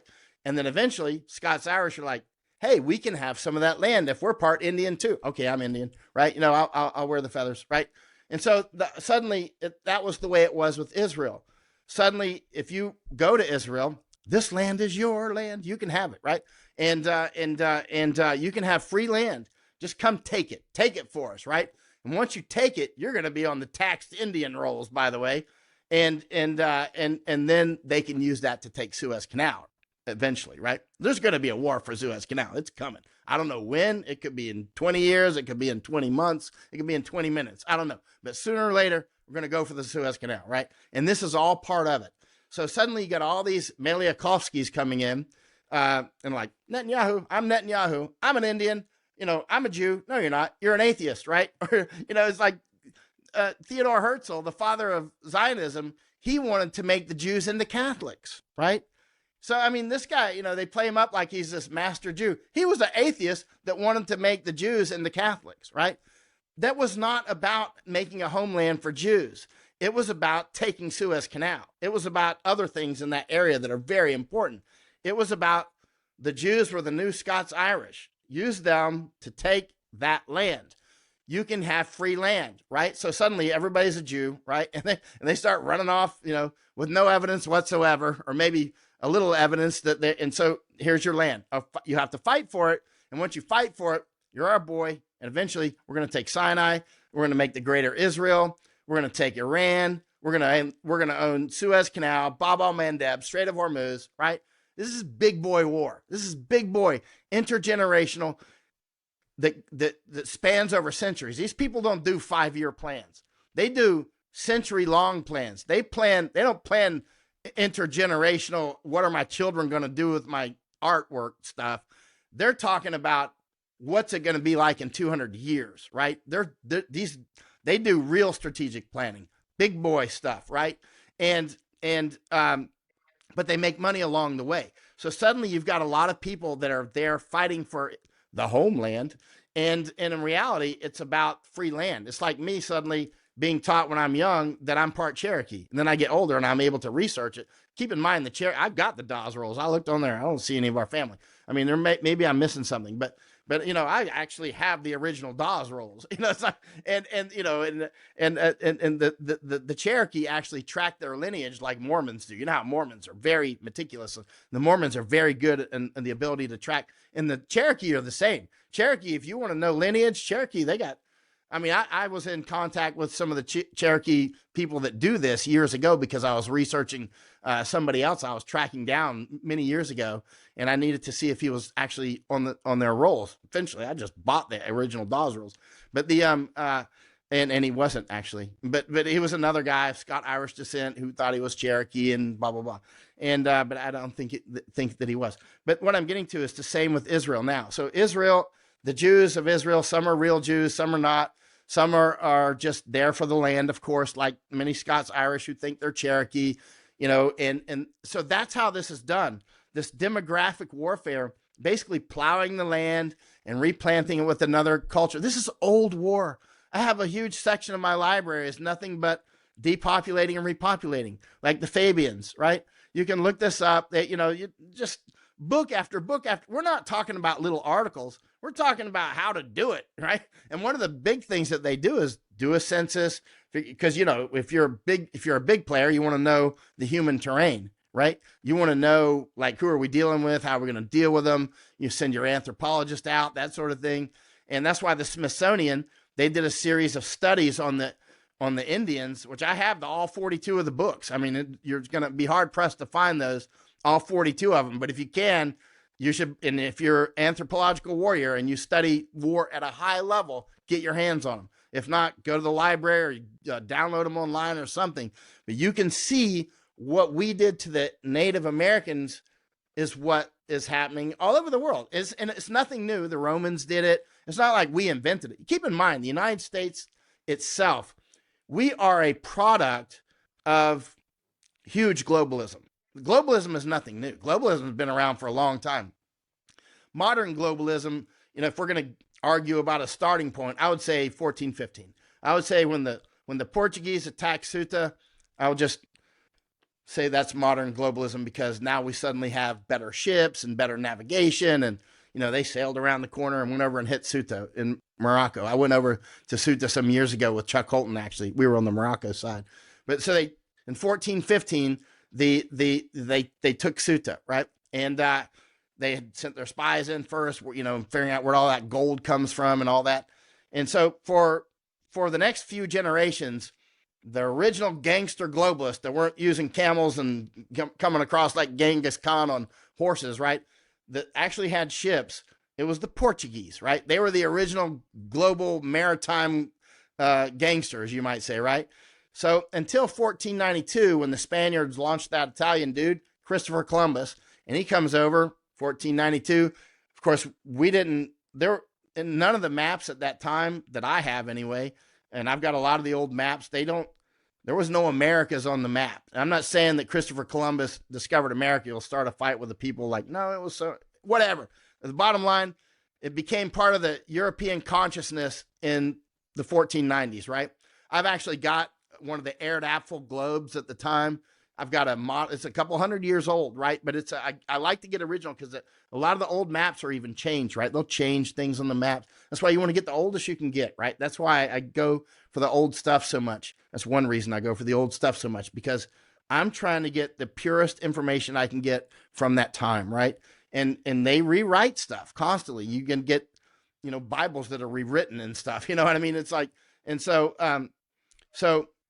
the Erdapfel globe, which came out somewhere between 1490 and maybe 1494, people aren't quite clear. Erdapfel actually is a German dialect for apple, Erdapfel. But actually, they use that word for potato too. But so anyway, not to go into that. But at the end of the day, I've got a couple 100-year-old version of that. There's no Americas on it. There's no Americas on the globe, right? So we're talking in the 1490s. Christopher comes. Now, keep in mind, the Portuguese have been going at it since 1415. They had been starting to make big money, and the Spanish are like, because they're on the Iberian Peninsula together. So the Spanish obviously knew what the Portuguese were starting to show up with a bunch of gold and stuff, right? Spices and all this. So Spanish are like, let's get in on that action. So they tried to make a path to Cathay, right? From Cadiz to Cathay, right? They were trying to go over to China, and runs into places like Cuba, and he thought that was Japan, right? So he thought that, and then he got, to the Americas, and he thought, hey, these are Indians. He thought he was an Indian. That's why we call them Indians, right? And so now this is interesting, because in 1492, when Columbus sailed the ocean blue, we all know that, and suddenly there was competition for globalism. I mean, real maritime globalism, where the Portuguese and the Spanish who were neighbors on the Iberian Peninsula, who had just beat back the Muslims out of there, right? They're both Catholic though, and they were in the middle of the Inquisition. They were burning heretics, the whole works, man. They're going hog wild. They were on jihad, Catholic version, right? And I mean, some of those old books are unbelievable. But anyway, so the sixth Pope, Alexander, he's like, uh-oh, my Catholic boys are going to fight each other. So he did the Treaty of Tordesillas in 1494. And actually, I found a copy of the original. It's quite fascinating. And a lot of the original documents, I have copies of those. They're fascinating. So he was, the Pope won because, Catholic Church was obviously globalist, quite globalist, right? And he didn't want the Portuguese and the Spanish fighting. He wanted them spreading. So he drew in the Treaty of Tordesillas, he drew a line, boom. And that's why a huge amount of the Americas speak Spanish today, and Brazil speaks Portuguese, because the line, Brazil fell on the Portuguese side, right? And then that went on for a while. They had the Treaty of Saragossa several decades later, and they, shored it up a little bit more. And, you can see Japan falls under the Portuguese side. Portuguese end up over at Nagasaki, and all these, Xavier is one of the original Jesuits, one of the original 7 Jesuits. He ends up in Nagasaki, and yada, yada, yada. The Spanish end up over and also going to Japan. And then the Japanese are starting to call them non-Bon, Southern barbarians, right? Anyway, what I'm getting to is they ended up kicking out the Southern barbarians. The Japanese, they kicked out the non-Bon, but they let the Dutch come in because the Dutch were Protestant and not proselytizing.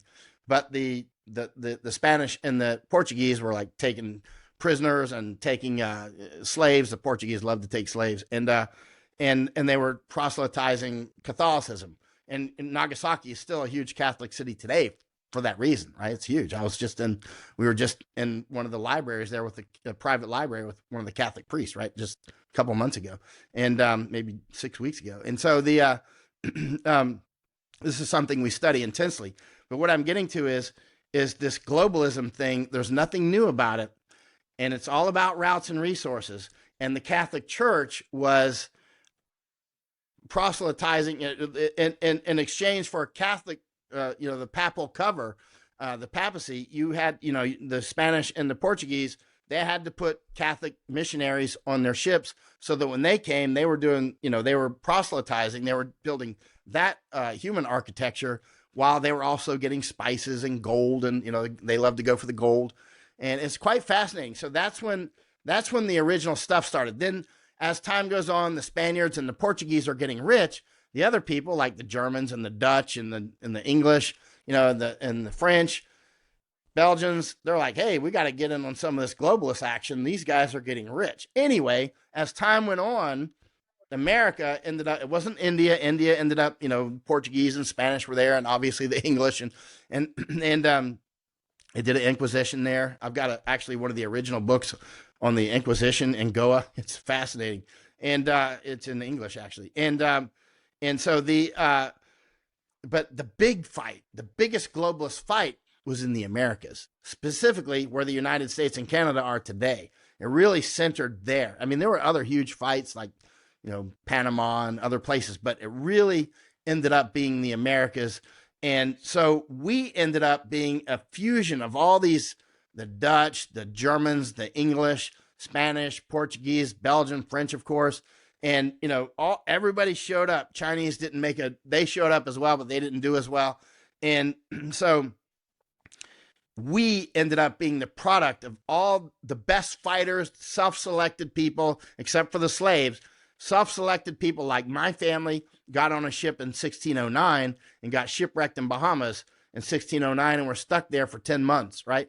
And then they landed at Jamestown after 10 months in 1610, and that was the first English Powhatan War. That was the first war with the Indians. My family was in on it, right? They were one of the settlers that went to Jamestown. They were the Easton family. If you read the book, The Sea Venture, you can see them named in there. That's my mother's line grandparents, right?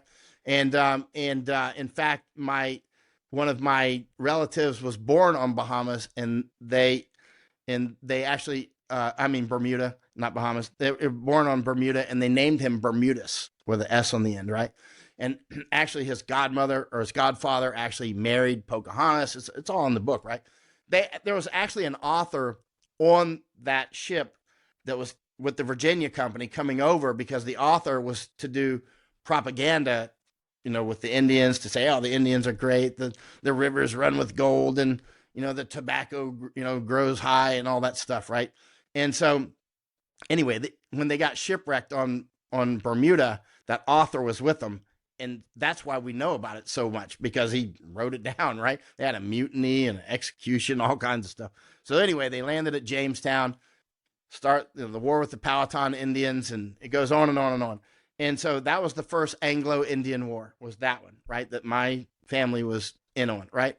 And so, but over time, over centuries, it took us centuries to take all that land from the Indians. And one of the ways that we did it was firewater, giving them whiskey, right? Drunking them down, right? So, and getting into these never-ending treaties that were always broken, always, getting them into sophisticated debt traps, which still happens on a day-to-day basis with American students. American students are caught in debt traps just like tribes and nations are. You want to go to school with your friends and get this useless degree, you got to take a loan. Then when it comes time to pay for your student loan for your medical license that you probably in debt for $250,000 for, you better push the jab. You're owned. You're a property, right? And that's what we did with the Indians, right? That's what we did with the Indians. But in any case, it was unrestricted warfare. And now the same unrestricted warfare. So we would plow up the land of that culture and replace it with others. And it's an ongoing process. It never ends. It does. The idea is that borders are static. They're not static. They're always breathing. Borders are always moving, dissolving, being rewritten constantly. And cultures are constantly plowed up and replanted with other cultures constantly, right? There's only a few that have been more or less steady state. That would be like Japanese. The Japanese are, they're basically, I guess you would call them indigenous. Now there's the Ainu that they would say, no, they're the indigenous, but they've both been there for thousands of years, right? Irish, they would be indigenous, right? People are like, they can't be indigenous. They're white. And I'm like, okay, you would be wrong. They're straight up indigenous, right? And who came before the Irish? The Picts? I don't know. And so it gets lost to time. And, you get the Irish will start, whenever I bring that up, they will start talking in detail, but really the Irish are indigenous. And there's other groups like that too. It's not about race or anything. What's indigenous. That's actually somewhat arbitrary, actually, right? Like, who is the indigenous in Hawaii? The ones that we took it from? No, because they took it from other people first. So we actually took it from people that took it from somebody else, right? So, this is the common thing, right? It's like sediment, and whoever can win that history war, they've got their own, casus belli or their own justifications, right? Keep in mind, the biggest players in the world, they're not looking for what's just and unjust. They're looking at routes and resources, human resources or water or gold or building a Suez Canal, Panama Canal, Strait of Malacca, Danish Straits, whatever, Turkish Straits. They're looking at routes and resources. That's the high level thinkers. They use the next level, which is the other vast majority of people, which that would be me most of my life until I got, studied and took a long time. They'll use us. The way that they manipulate us is justification or justice, right? Social justice, right? That was the special forces, Green Berets, right? To free the oppressed. Deo presso libere is the motto in Latin, right? To free the oppressed. So they're sparking inside of you, to free the oppressed. That's a worthy thing to do. And so all they have to do is say, these people are oppressed. Let's go free them. But in reality, on the big play, now you get all these Green Berets, out there doing stuff, dying for you and everything else. And they're out there fighting at a lower level justice. They'll parachute out behind enemy lines and go into a gunfight for you because they're there for justice, right? Or let's say October 7th, look at all the Israelis killed, justice. We got to take that land now. But on the big level, it's not about justice.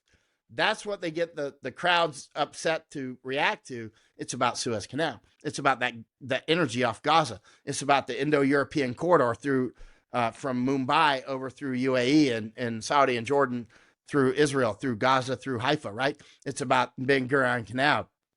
It's about strategic routes and resources, right? It's about that on the big level. These are the guys that think on the intercentury level. They're not getting prodded into. So like people like Charlie Kirk, he's a nothing. He to us, he's a big guy, right? Or not to me, but to a lot of people, he's a big guy, right? And he's a big influence now. But on the scale, on the historical scale, he's a cicada that they hired, right? As long as that cicada sings a song that they like, great. And that cicada can get all the cicada food and everything that he wants. And hey, you're the best cicada ever. You're doing something for the world, and keep singing, cicada. But as soon as he starts singing the cricket song, crickets, you're dead. Smash, right? Because on the big scale, that's nothing. We're talking about people that take out countries like that. We're talking about people that push death jabs and kill millions of people and are upset because they didn't kill millions more. Charlie Kirk is zero to them. He means nothing. Candace Owens means nothing to them, right? These are just tools. They are properties. Not that they go off the reservation, it's extreme danger. Talking like this is extreme danger. It could literally cost me my life. I know that, right? I get it. This is much more dangerous than going to war. Much more. And I've done a lot of war. This is the most dangerous, right? And we're doing it. And at the end of the day, they will take out. I've told the people in the Panamanian government. I mean, you're feeling your oats because you own the Panama Canal that we created, whatever. And but we created Panama in 1903, right? I mean, we created Panama so that we could create the canal. And I told them, you better choose very, very wisely what you do. And you better pick your words and your decisions very carefully, because you are sitting on one of the most important places on planet Earth, that Panama Canal, and they're going to end up building a railway through the Darien to Colombia. They're going to build a highway down there. I assure you they are. And they are already, the electrical infrastructure is being put into place already, yada, yada, yada. And somebody's going to take Panama. And you're either going to be part of that or you're going to be killed, right? Because you're going to be ran out of here. Because you are basically a lamb, a defenseless lamb, with a big, juicy pork chop, a whole garland of juicy pork chops around your neck. You got a lot of gold here. This gold is amazingly important. The copper that you have is amazingly important in this current world, right? The lumber, the route to Colombia, the Panama Canal, you know what I mean? Seriously, the Panama Canal. And you've got predators that are not just sniffing around, they're moving in, right? Chinese are moving in like the tide, right? And somebody's going to take this, and you're either going to be part of it or you're going to be dead, or you're going to be ran out of here. Because on the global scale, I don't care how macho you are here, it don't matter. We're talking people that will just overwhelm you and elbow you right out of the way. And I see them doing anthropological warfare down, for instance, with the various Indians in the Darien, which is the Imbara and the Wunan and the Kuna Indians. I'm out with them all the time, right? And they're like, they took a census a few years ago. I was watching them go. I was like, wow, they're taking the census. Here we go, 1890. You know what I mean? They're doing the census, and they forced a lot of them to take the death jabs. They're building the electrical lines down there. They're building a road into the Darien, further into the Darien, let's say. And I just got a message from one of the Indians yesterday. He goes, "Oh, this is not good. There's a new video out on Instagram showing a road. It's just a computer simulation, but of a raised road going through the Darien down to Colombia. It's just going through over the Indian land, but not in it type stuff. Anyway, but at the end of the day, this sort of stuff now it's happening to us. We are being plowed under. That's why the open borders, right? And keep in mind, Trump is not about closed borders. He's handing out visas. I talked with a guy the other day, had dinner with him actually. He's just in from Houston. He is American citizen, born abroad, but he's been a computer programmer in Houston for years, and now he said all the Indians are taking all the computer programmer jobs from all the Americans. So he came to Thailand looking for a computer programming job.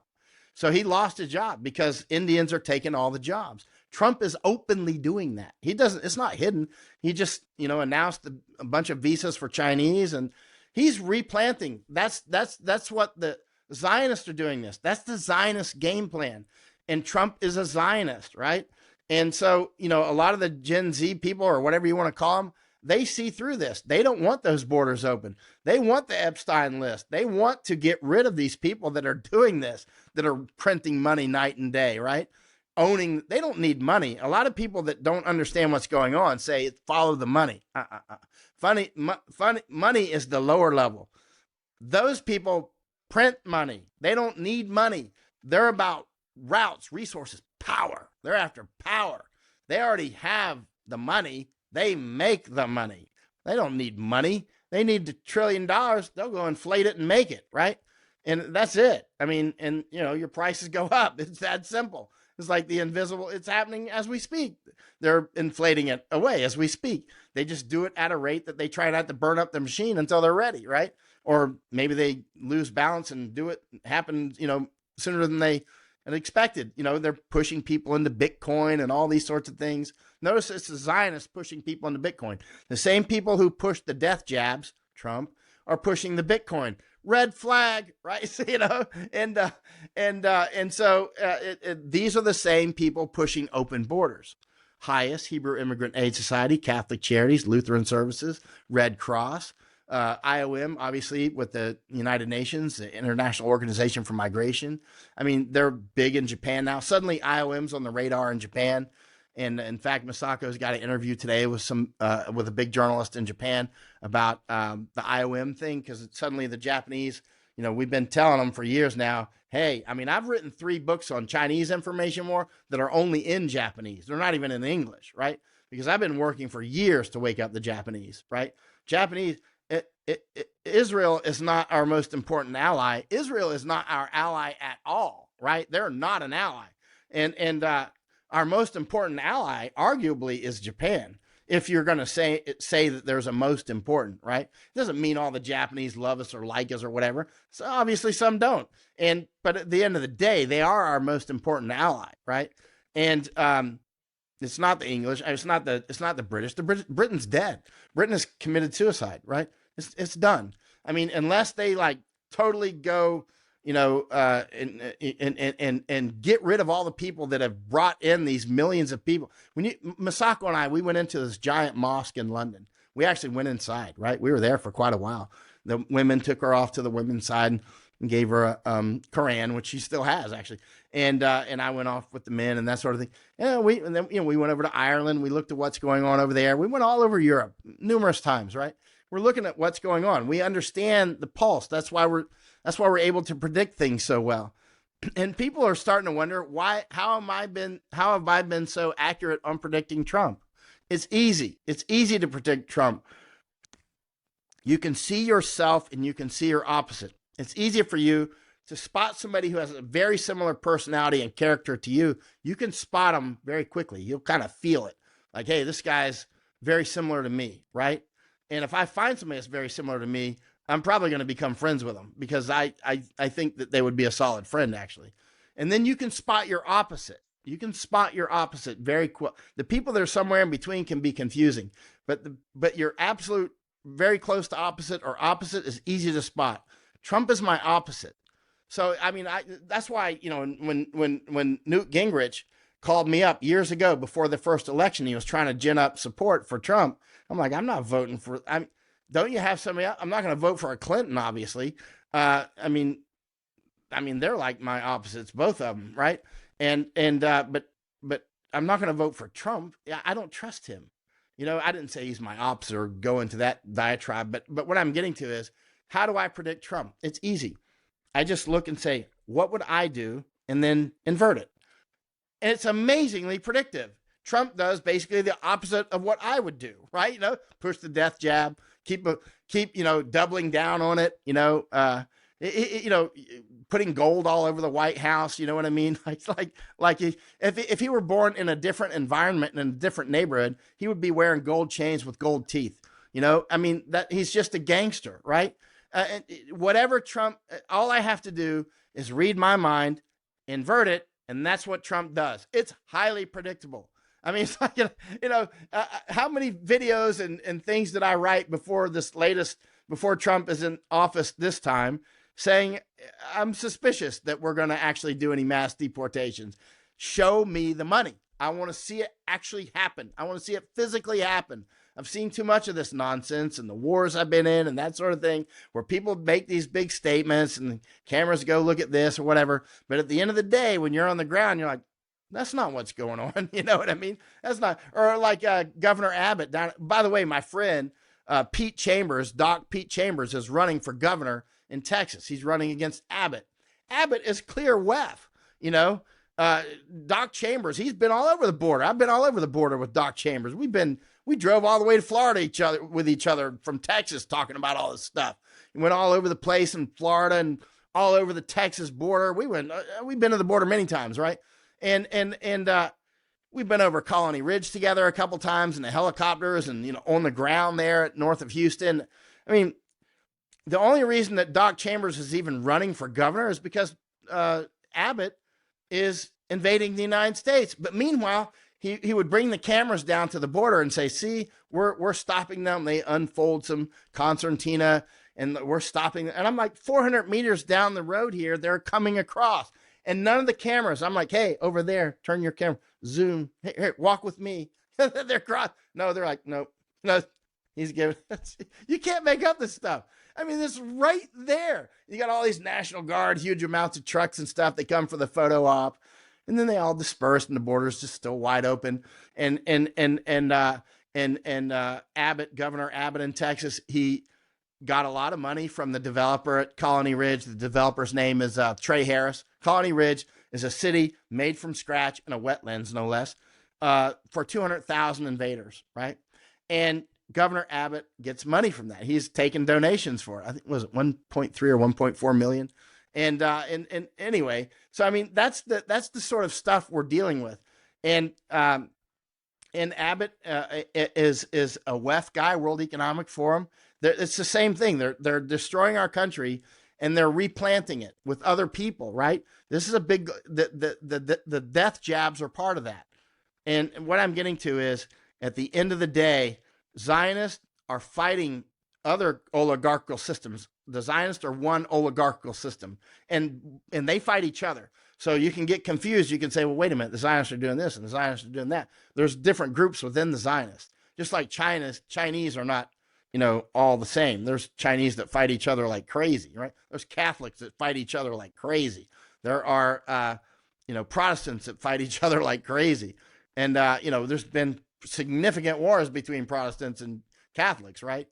And so what I'm getting to is very serious. And likewise with Muslims, Sunni versus Shia, and then this sort of Sunni versus that sort of Sunni, and that sort of Shia, and the same with the Hindus. You know, you got the Shivites versus the Vishnites, right? They're fighting, followers of Shiva versus the followers of Vishnu. They fight each other like crazy. I spent about a year in India.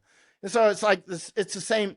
People fight each other. And another thing that we do is we automatically syncretize. In other words, everything you touch touches you, right?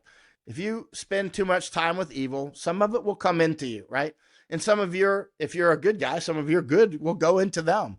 We blend, whether it's music, cuisines, whatever. If you have people that start to, like, let's say Scott Irish moving in with Cherokee, they really did intermarry a lot. And their cultures blended. It's called a syncretism. In religion, it's called a syncretism, but syncretic behavior happens. So we're constantly syncretizing, whether that be blending music, blending cuisine, cultures, languages, just everything. And we're constantly bifurcating, constantly splitting. We're constantly blending and constantly splitting, right? That's why most of the villages that I go to around the world, they usually don't have more than a couple hundred people. Because after about 200, 400 people, they start to split off and they go make a new village, right? It's that way around the world, right? And that's why some of the Romans made their old formations in certain numbers because of, human characteristics on how well that we tend to get along or not get along. Based on group size, you have to treat the group differently. On a small level, like a special forces A team, everything's on a personal level. You call everybody, even the captain, by his first name, right? You call no matter the rank, everybody calls everybody. They would call me Bam Bam. Actually, my nickname was Bam Bam because I was very strong and I was the youngest on both of my A teams. I was strong like Bam Bam. On the Flintstones, I was like, as they used to say, retard strong, and I actually was for some reason, and so they called me Bam Bam, and so we had nicknames for each other. But in a different unit, like Rangers, who operate larger, it's all rank: sergeant this, lieutenant that, captain this, right? But in Delta Force, it's all first names, right? And that's sort of in those small units. But it's the same ways. But that's not just military. That's the way it is in life. You go to the small villages, and everybody's all very entwined. You don't need laws. You know what I mean? Because you have the social fabric, and it's just part of your firmware, right? On how things operate here, right? And then you start getting larger, especially when you get to a place like the United States, when you got people from all over the world. You need to have laws that we understand to the letter, right? So that we're all on the same sheet of music, right? That's why, eventually we end up having such strong laws, and the rule of law is so important to us because we can't get along without a strong rule of law. But then that state gets out of control and our freedom's gone, right? and we surrender it one bit at a time and demand that it be taken away from us. Hey, those guys are saying something I don't like.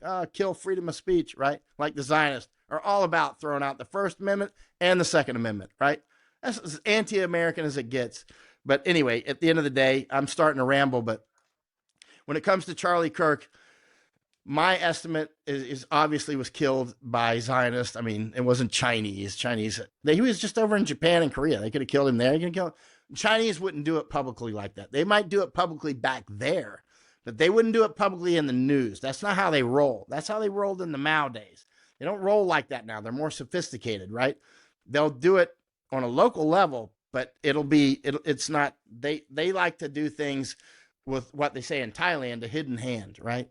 They like to roll with a hidden hand. Like Thais will do it with a hidden hand, right? Like we don't really know quite who did it, right? But they wouldn't have done it right in public like that. That's just not how they roll. And the Iranians, why would they do it when Charlie Kirk was like, we shouldn't go to war? Why were we doing bombing Iran? And and he's standing up to the Epstein thing, and which he's great friends with Trump, who is all about, Trump is in the middle of the Epstein stuff. He's one of those guys, right? And Kirk was standing up on the Gaza thing. I think it's because his base was. I think Charlie Kirk's tectonic base, or let's say the ice flow that he was on. I mean, again, the ice flow that he's supposed to control has a mind of its own, right? And there's only so much that he can influence it, but it's getting outside influences. And it's powerful. It's glacial, or it's maybe volcanic at times, but it's powerful. And all he can do is influence it. He's not in control of it. And so in the Zionist, Kirk was a clear property of the Zionist. And I think what happened was Kirk had to make a decision. Do I go with my ice flow and lose my control eventually? And then I'm not used. And he's a smart guy. Again, he knows that if his base leaves him, he's not even valuable to the Zionist anymore, because he's only valuable while he's got that. Well, people will listen to him speaking through the microphone. After that, he's just another guy, right? It's not about loyalty or anything like that. This is an operation, right? He'll be replaced with somebody else who can do it. They'll just keep testing and testing, and as people rise up, the various talents rise up. They'll be, this one's okay. Let's invest in this one, right?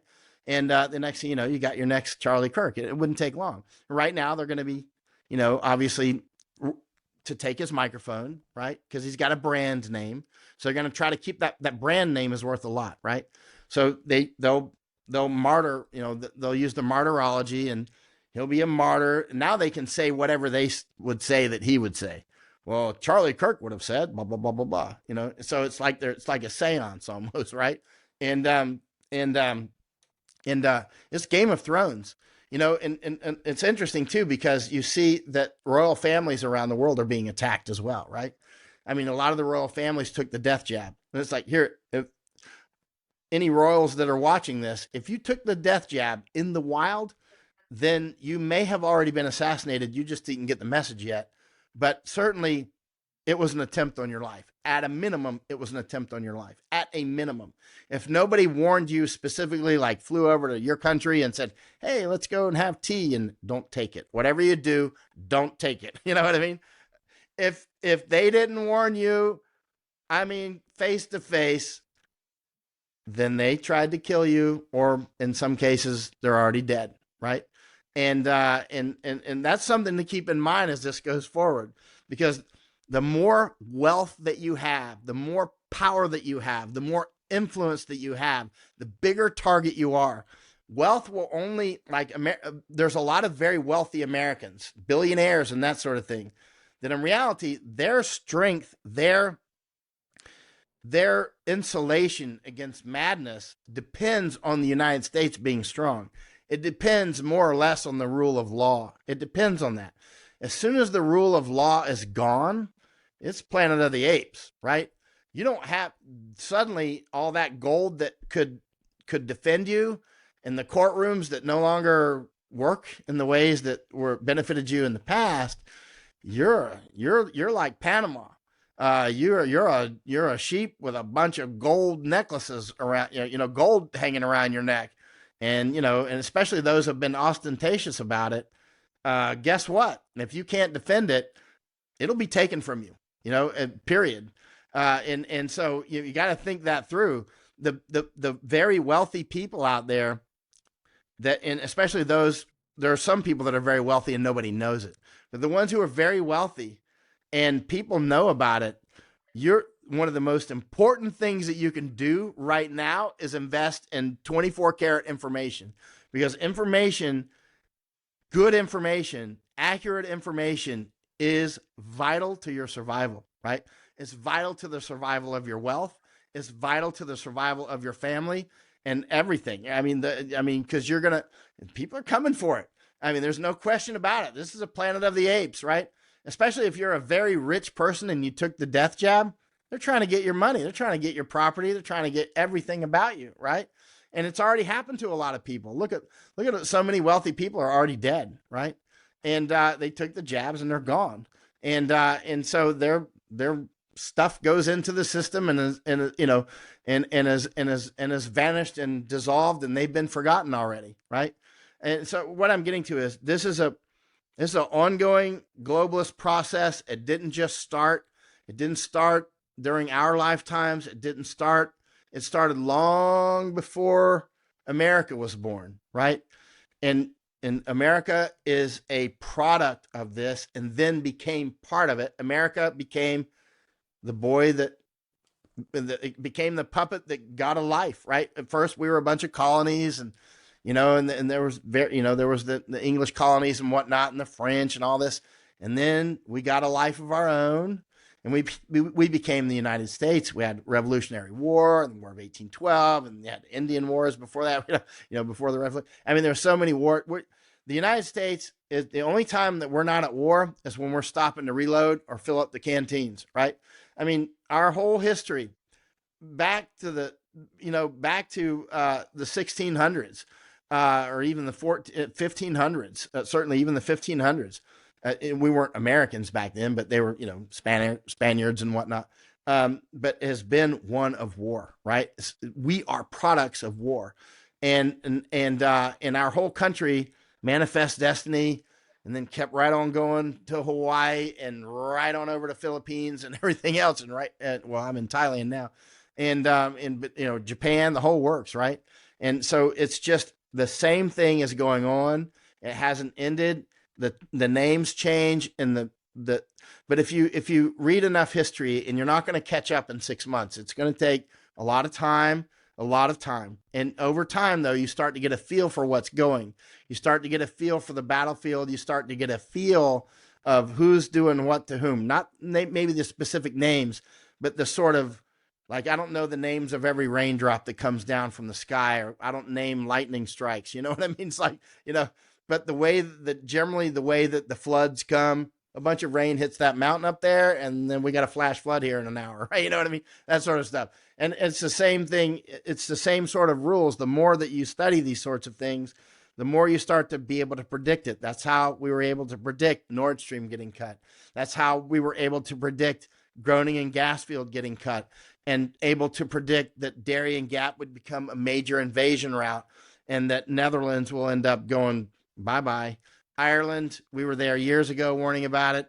And I set up shop in Texas because that's going to be a battlefront, obviously.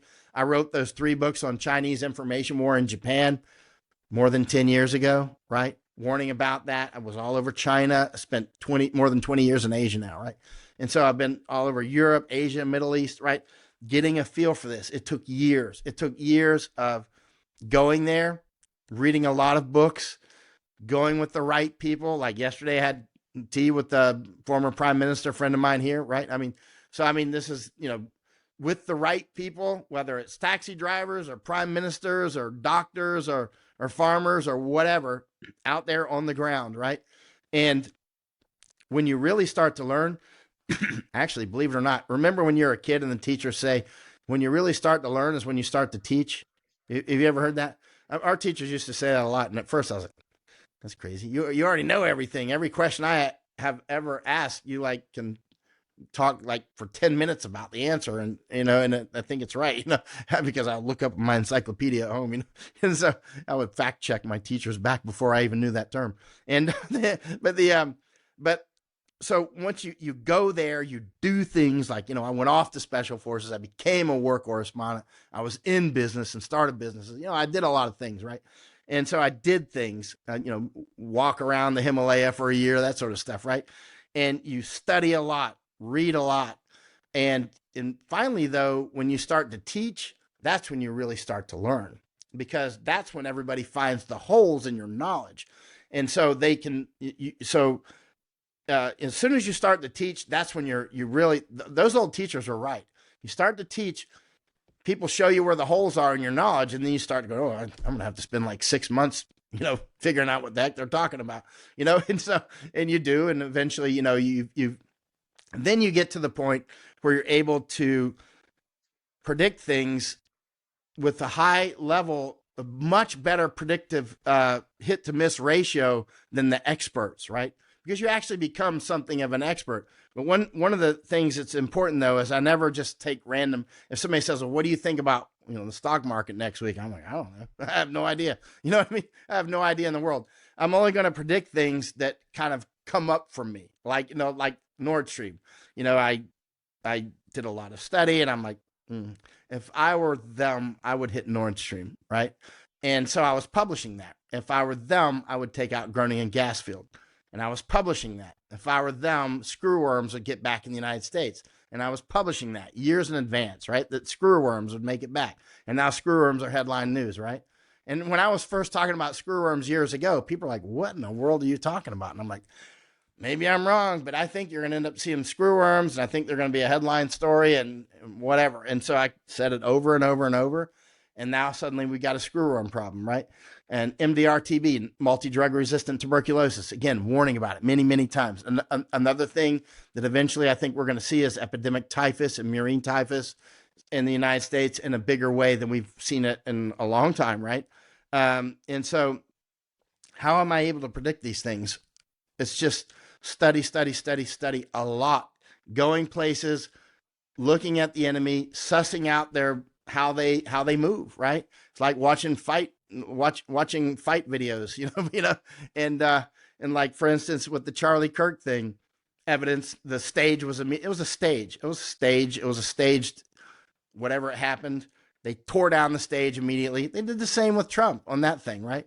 And all the photographers showed up for the Trump thing, of course, like New York Times with the great camera. He was using the 24 millimeter though, but it was this camera, Sony Alpha 1, same one I use. Is it a coincidence that he was using the same camera I use? I use the best gear in the world, right? And so it's not a coincidence that he was right there on 1/8,000th of a second with the perfect lens, the perfect f-stop to catch a bullet trace that, they needed cover for why they could catch it at 1/8,000th of a second, or And but I think it was actually quite fake. I think it was photoshopped, and they won't. I don't know. Of course, I don't know that to be a fact because they've not released the raw photos. But in any case, how are we able to successfully continue to do this? And I'm in Thailand now. Why am I in Thailand again? Because I think eventually you're going to see Thailand. I think you're going to see it ripped apart. I think eventually that's what will happen. I think eventually Thailand will be ripped apart. Why do I think that? I think that because of many things. I've been all over this country. I've been in two of the coups in 2010 and 14. I mean, really in them. I was like right in the middle. I wasn't in Thailand when it happened. I was in them, right? Shootouts, people getting killed around me, thousands of casualties. Look at my photos. Look at my stuff, right? I mean, I was here. I left Afghanistan for the 2010 was right here in the middle of it, right in the middle, and in the middle of the firefights and the whole works, right? And I think eventually what you're going to see is I see two major groups trying to rip Thailand apart. Um, United States, or let's say Zionist, actually, and in China. China is clearly working to rip Thailand apart, and as is the United States. The United States has been doing it at a minimum since 2014. That was when I first noticed. That was when it became obvious. I'm like, why are we doing this? We're doing things that would actually rip Thailand apart eventually, right? And it wasn't incompetence. At some point, I started to realize, hey, this is not incompetence. This is actually deliberate, right? And it continues. Like now, they've got all these dope shops everywhere. If I were going to destroy a country or a family or an individual, I'd do it with firewater. I'd do it with cannabis. I'd do it with opium. You know what I mean? I would do it with intoxicants, music, right? I mean, and there's thousands of dope shops all over the place now. Like they're all over the place. Look on Google Maps or something for cannabis shops, Bangkok. You'll just it's like a constellation of stars populates the map, right? They're everywhere. I mean, there's probably 5 or 10 on this road, and they're more than 7-Eleven and Starbucks combined, right? I mean, there's 7-Elevens everywhere here and Starbucks everywhere, but they're more than those two combined, and it's a big deal. I mean, and the Chinese have been dumping opium and amphetamines into Thailand for generations, with some effect, but this is big stuff here. Now it's just open shops.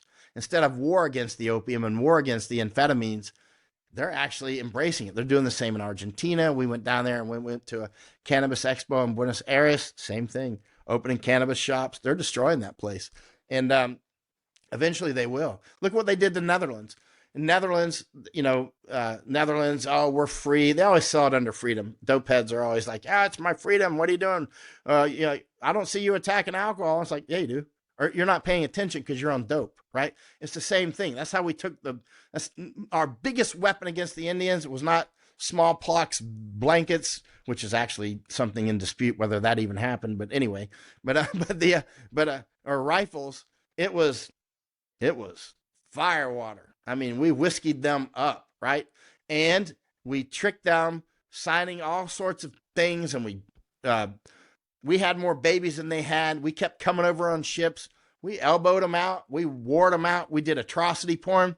You should see my library. All these books on, the savage Indians and white women that they kidnapped, the Oatman girls or whatever. You know what I mean? All these different, there's a whole in the 1800s. There's a whole atrocity porn thing.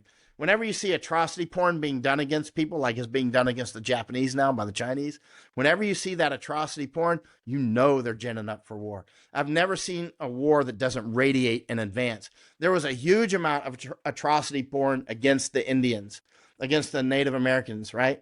And it was all about, savagery that they would do. It's a whole genre. I mean, reports to Congress. I don't even know this many books on it. You know what I mean? It's like, it's unbelievable. You couldn't read them all. So I just use them mostly for reference in studying atrocity porn. Look, Hamas, atrocity porn, right? Atrocity porn. That's how you get people. How many times have you seen photos of somebody bayoneting a baby, right? That's something I see over and over. The same, like you go to certain places, if it's anti-Japanese, it's a Japanese guy bayoneting a baby. If you go to Cambodia, it's somebody else bayoneting a baby. They always use the bayoneting a baby. Some people have American soldiers bayoneting babies. I can tell you one thing: if an American soldier bayoneted a baby in front of his buddies, they would shoot him. Right?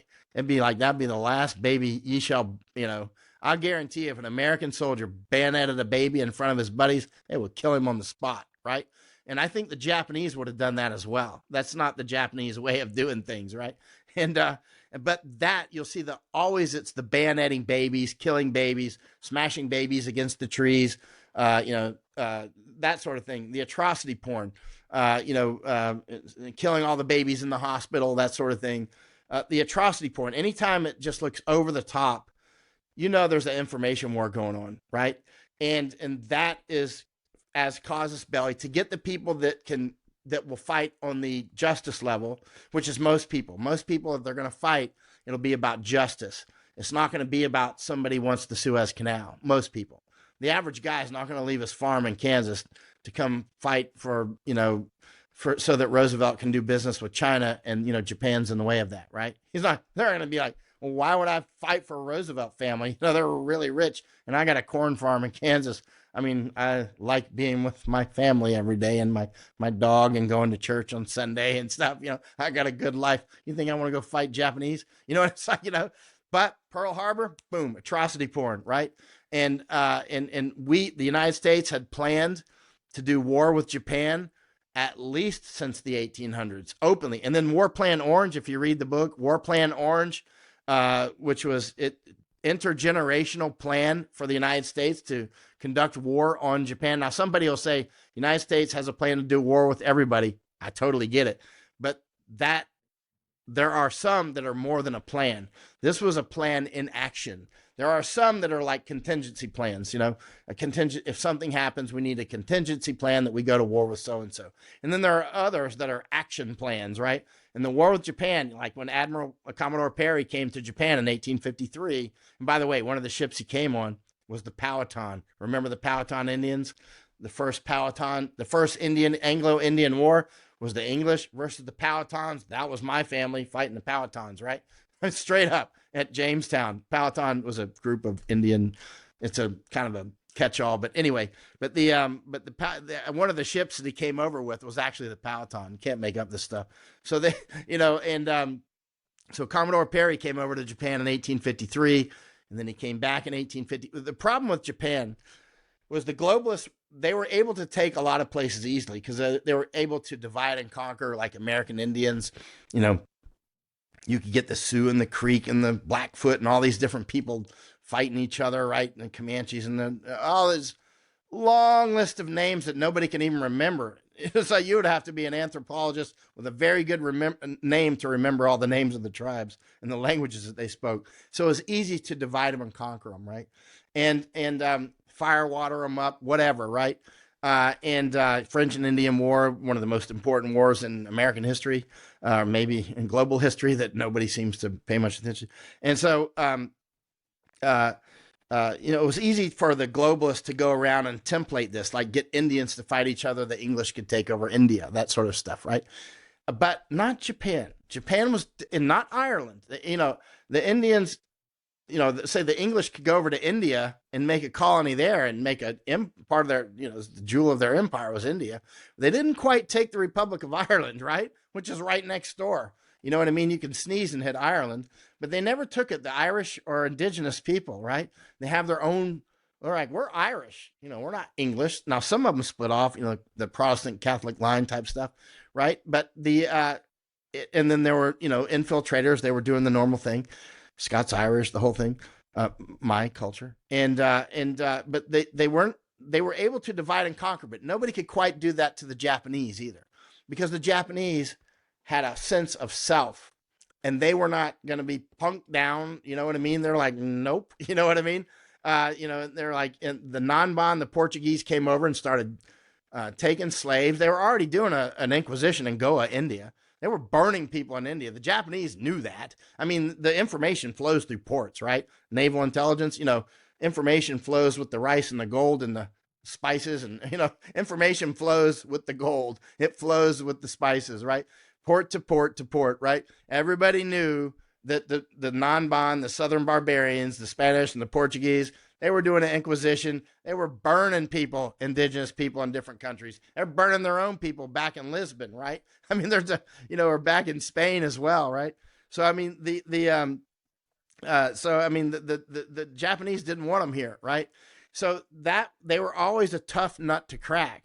So the Japanese, finally they let the Dutch set up that trading post in Nagasaki, right? It's on a small island. It's a man-made island. We were just on it several times, actually. We just spent over a month in Nagasaki researching, actually. And so they would make people, if you look where Nagasaki is on the map of Japan, it's sort of like Key West, let's say. You know what I mean? It's like out there. And if you're going to when you landed at Nagasaki, you had to report to Edo, which is Tokyo today, right? Edo. So you had to report to Tokyo, which would be sort of like walking from Key West to Washington to report and walk back to Key West. I'm not joking. Seriously, it's that far. It's roughly that far. Look, I don't know. You'd have to look on the map and see how far off I am, but it's not very far off. You know what I mean? It's like it would take months to walk up there and months to come back, right?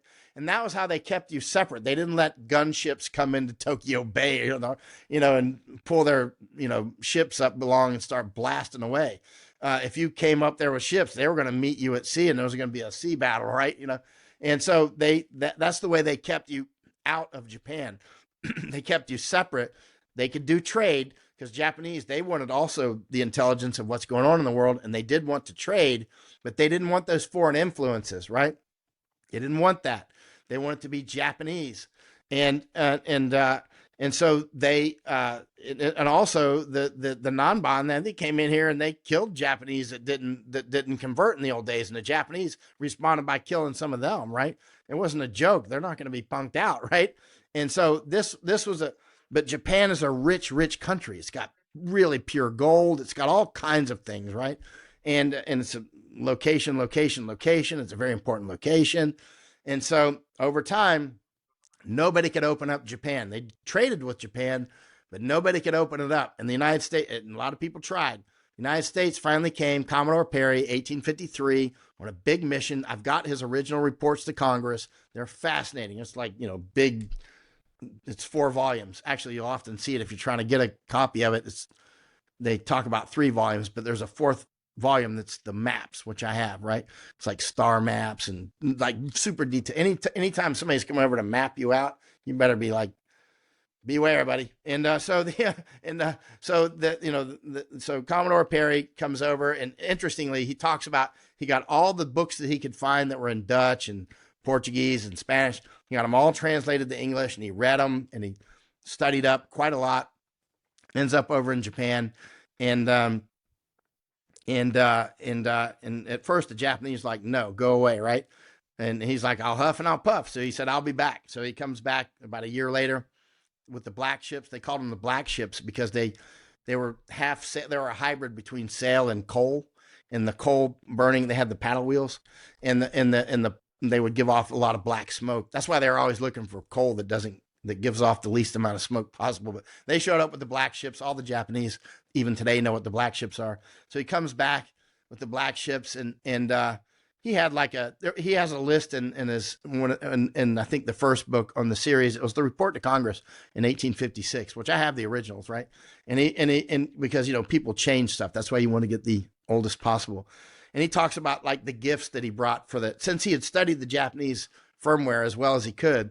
He brought gifts. He brought like a keg of whiskey for the Empress. He brought her a pistol, as I recall. He brought her like a keg of gunpowder and some ball ammunition, stuff like that, man. It was like dresses and all perfumes, and it's just he had studied their firmware, the cultural firmware, and at the end of the day, they ended up opening Japan. Right, that was hardcore gunboat diplomacy, though. They actually fired cannons, apparently blanks, and anyways, they ended up on shore, and then treaty, and the next we got an ambassador over Harris, and all these sort of things, and Townsend Harris, and things start to open up over time. Interestingly, in 1879, President Grant, former General Grant in the Civil War, who actually had been in the Mexican-American War. He talked about how we provoked the Mexicans to attack us. This caused us belly to like take Texas. He talks about that in his autobiography. Uh, he was a lieutenant at the time, captain or lieutenant in Texas country, right? In Texas territory or whatever they called it, Texas Republic of Texas. And so he talks about it. He talks about how we were provoking the Mexicans, poking them, trying to get them to attack us over the Rio Grande, right? And he felt bad about it, actually. I remember that. So anyway, later on, I think he was a captain. He was down in Panama because the gold rush was going on in California, and he had to get the army over to California, and they lost all the children that they brought, and going through Panama, they all died. The children that Grant brought with the families, and it was tough. And he ends up in California. So then he's going up in the ranks. Civil War comes. He ends up a general, right?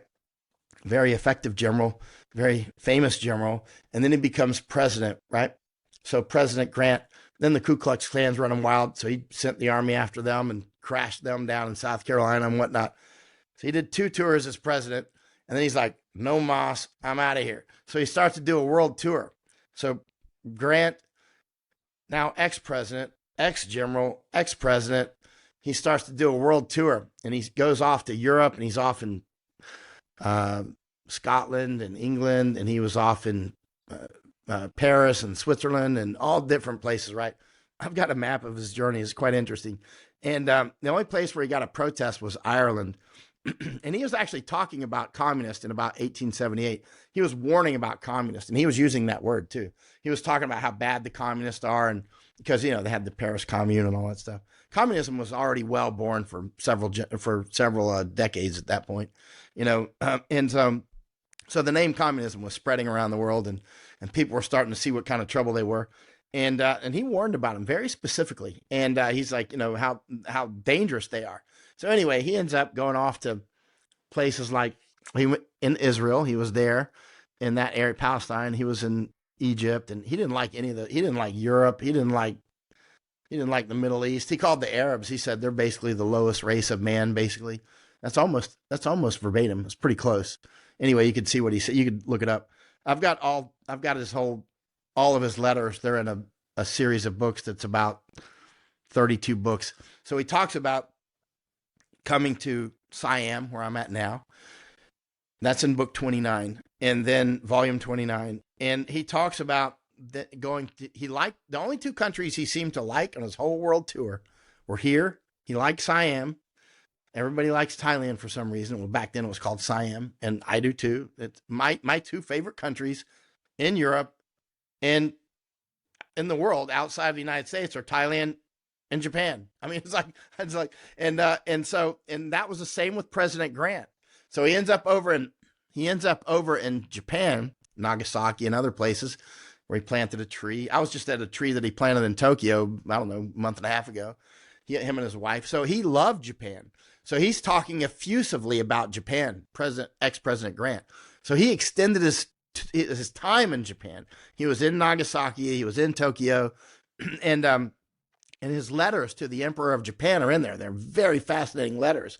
And so he's warning, this is ex-President Grant. And by the way, the U.S., the next president, Hayes, allowed him to use a battleship to take him around part of the tour so that he would be sort of a de facto, because at this point, the United States was becoming actually a global power. Because now, after the Civil War, we're talking 1879, we're starting to actually become a serious global power, right? That's why he's on this world tour, right? It wasn't like he's just going on vacation and fishing somewhere in Alaska or something. No, he's like, global recon and global checking out the situation. And that's why the next president allowed him to use the Navy during parts of the trip to take him to different places so that when he landed, people would realize, hey, he's here with some authority because he showed up on a battleship. They're not threatening anybody, but they just wanted to know that he does speak with some force from not force, but influence from the United States.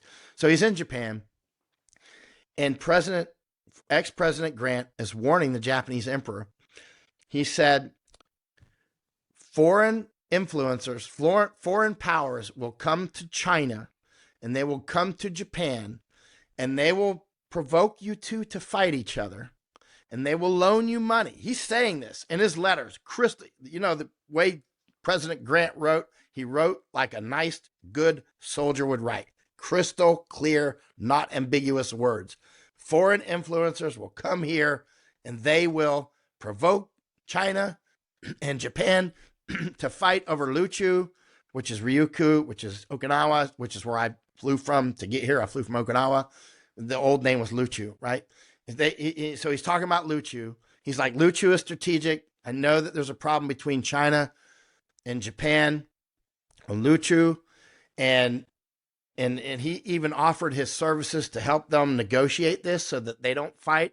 He says, whatever you do everything short of national humiliation and one other thing. It was national humiliation and something else, but basically don't go to war if at all possible. Don't allow yourself to be, sorry, don't allow yourself to be humiliated. I mean, that you need to go to war before you allow yourself to be humiliated. but at the same time, don't go to war and don't take loans from anybody, right? But so he warned them. He warned the Japanese and the Chinese, don't go to war with each other. They're going to loan you money, and then you're going to be owned. You're going to be owned. And the emperor is responding to Grant and saying, thank you for the advice. And Grant says, I've checked your basically national, it doesn't look like Japan owes much money to anybody. He's like, whatever you do, don't take loans, right? Or they're going to own you. And that's another problem with Thailand. Thailand doesn't owe anybody big money. Thailand has huge reserves of gold and cash. They have foreign reserves like crazy. Thailand has a lot of resilience, right? And a lot of people don't like that. They want to rip this place apart. They don't have to take orders from people, right? And Japan, they have a lot of sovereignty, and people don't like that. And that's a problem with Russia. Russia has a lot of sovereignty, right?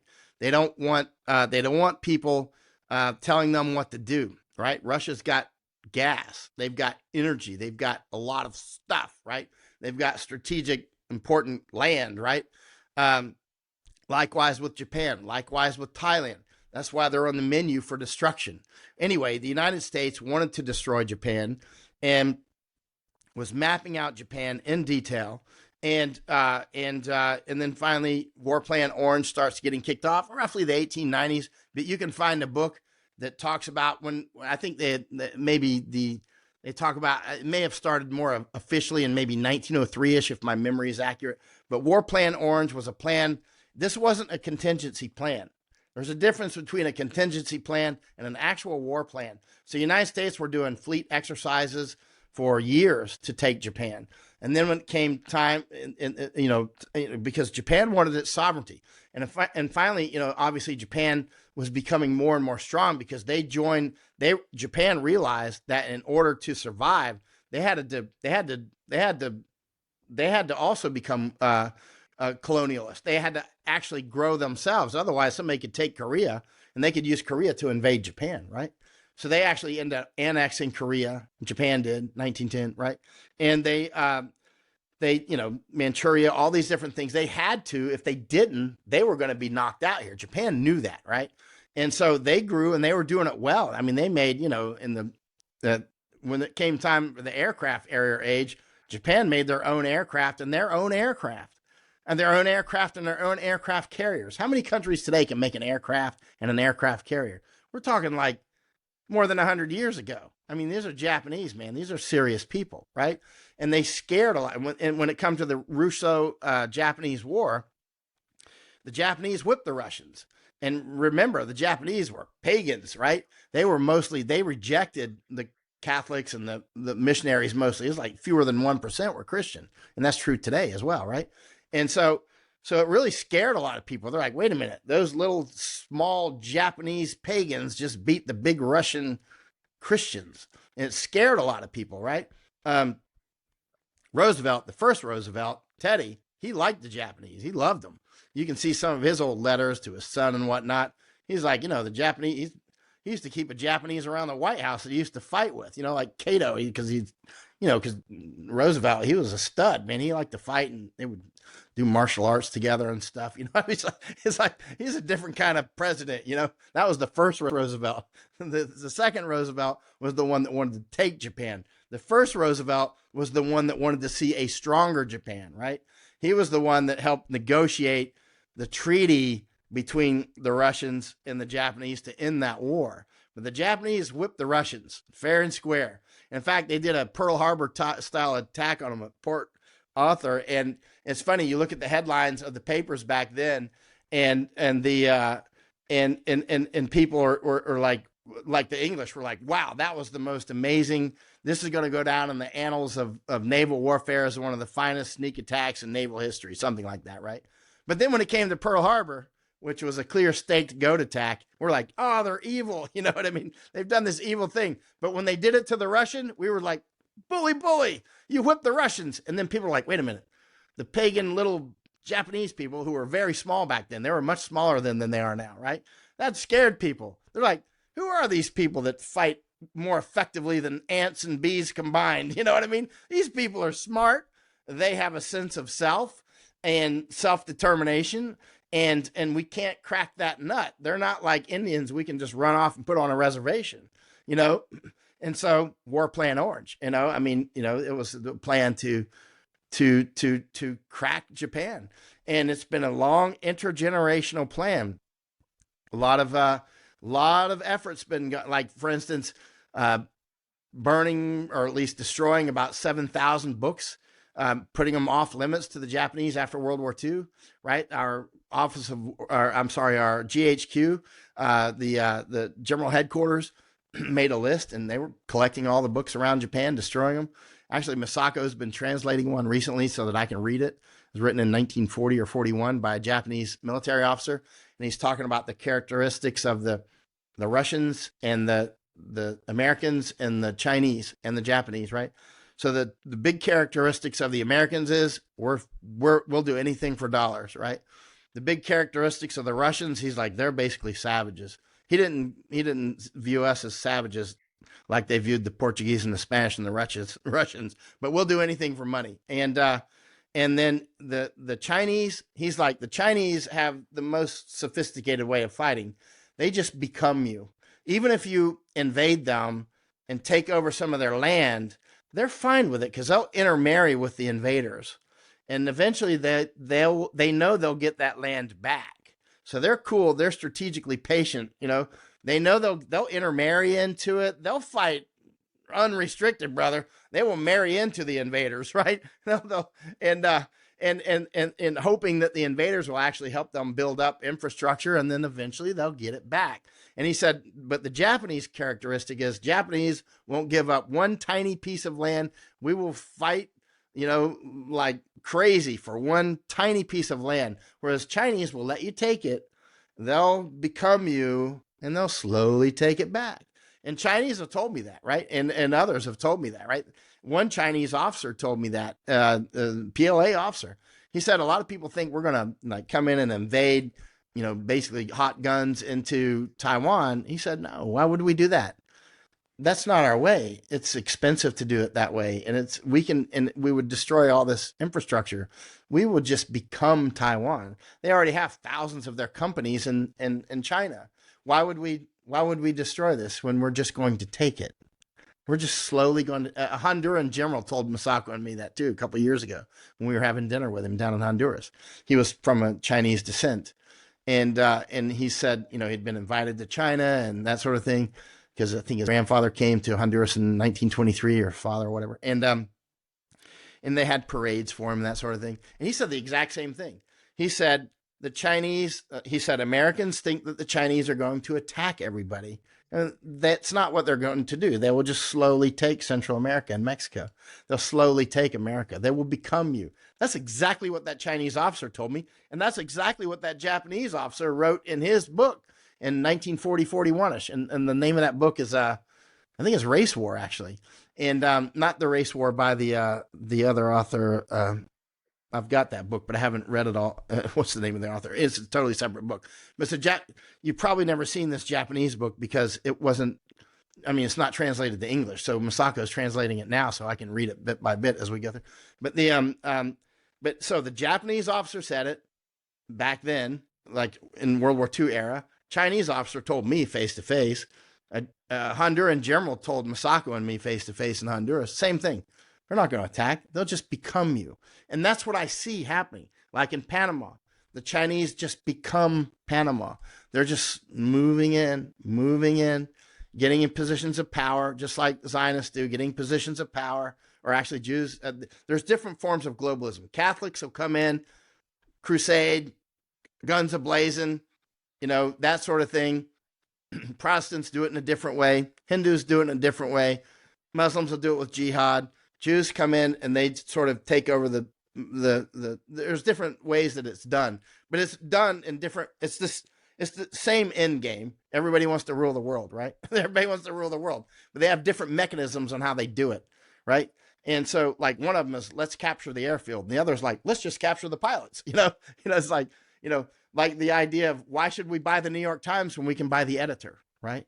That's how that's how you, and and G. Edward Griffin talked about that. I think it may have been in this book. It's been a while since I read it. The Creature from Jekyll Island.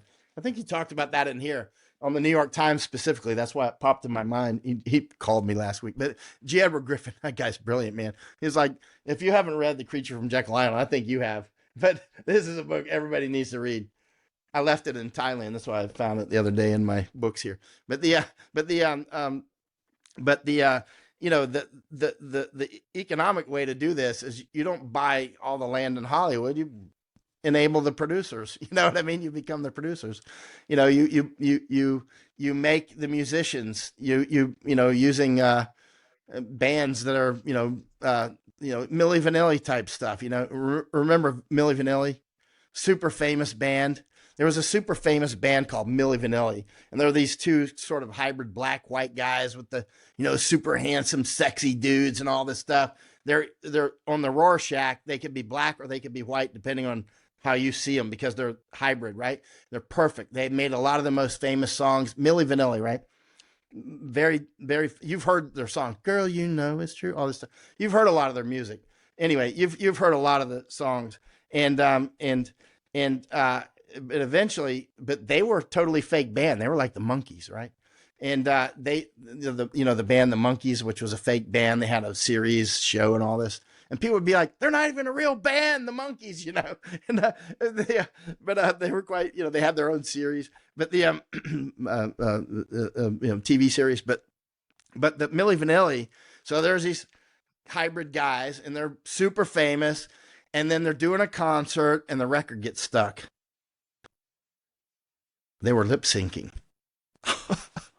The record got stuck. Look on YouTube. Milli Vanilli record gets stuck.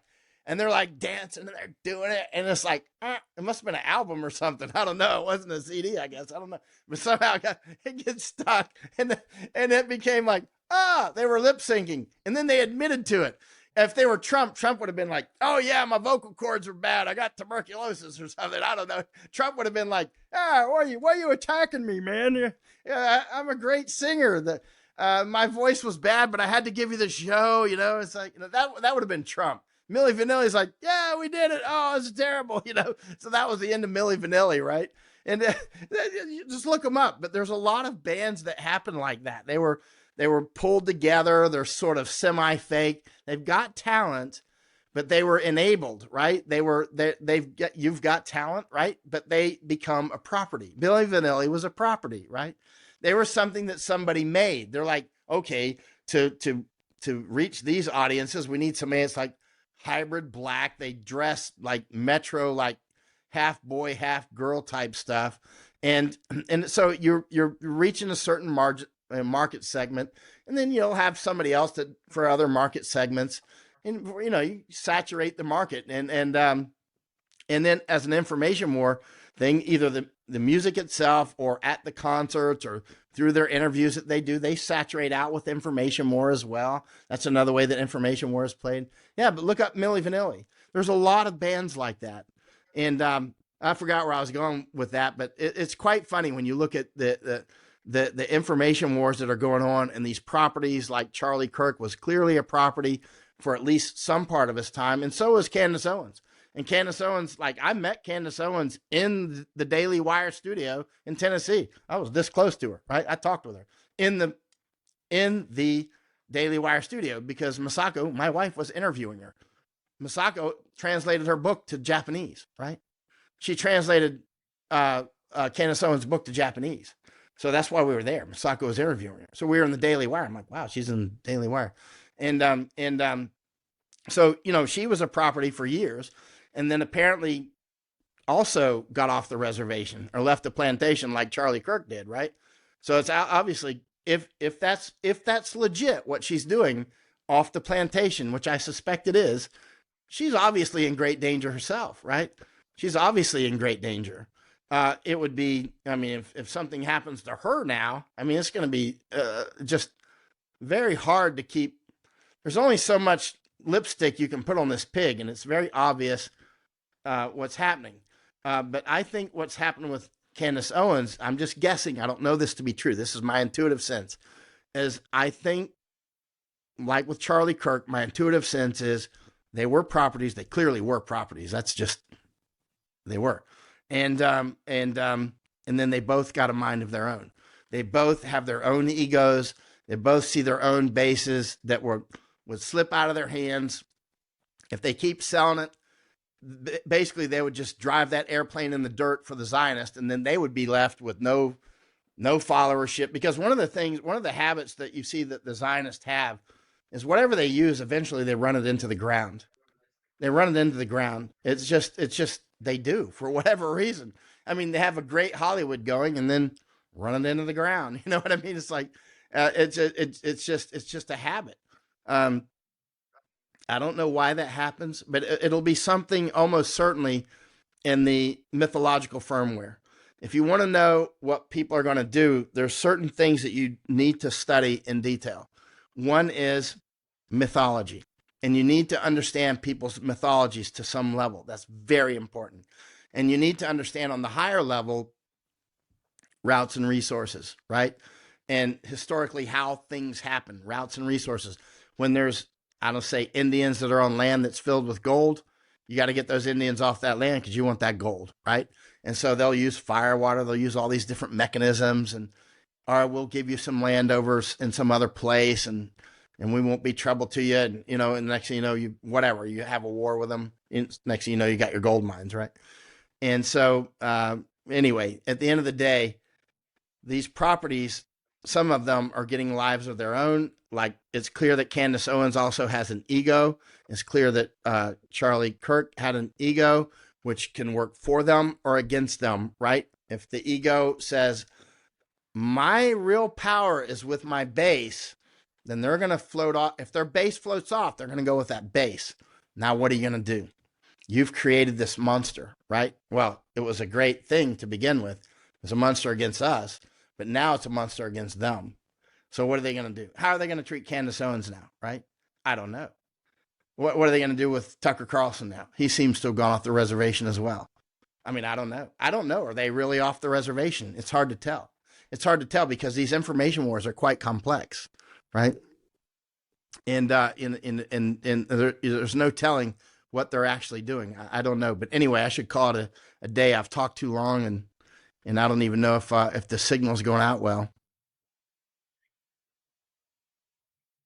Well, the signal's been pretty good over here on my end, and I really appreciate your time, Michael. Wow, this has been just a really enlightening episode, another great episode for me, and I suspect the case for the audience as well. And always appreciate your time, and be safe out there. And I appreciate what you're doing. Again, putting yourself out there, I mean, literally boots on the ground. And wow, I'm just yeah, I'm always amazed by the information you dispense. I appreciate it. Oh, they can find me on Substack, and Twitter or X, Michael Yon. On Substack, I changed it to something that's easy for people to remember, Big Honey. And it's the same on Twitter, Big Honey, right? So that's how you can find me. Or my Love name, it, Michael love Yon. it. Well, Awesome. Well, I'll let you go on that note, and thanks so much. Thanks, Christian.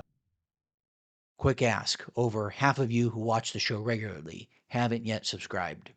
If you've enjoyed the show, you're finding value in it, subscribing is really the best way to support the channel. It's, of course, free. It literally takes 2 seconds, and it lets the algorithm know that this content matters. And of course, my commitment to you is going to be that I'm going to continue to bring on great guests, refine those questions.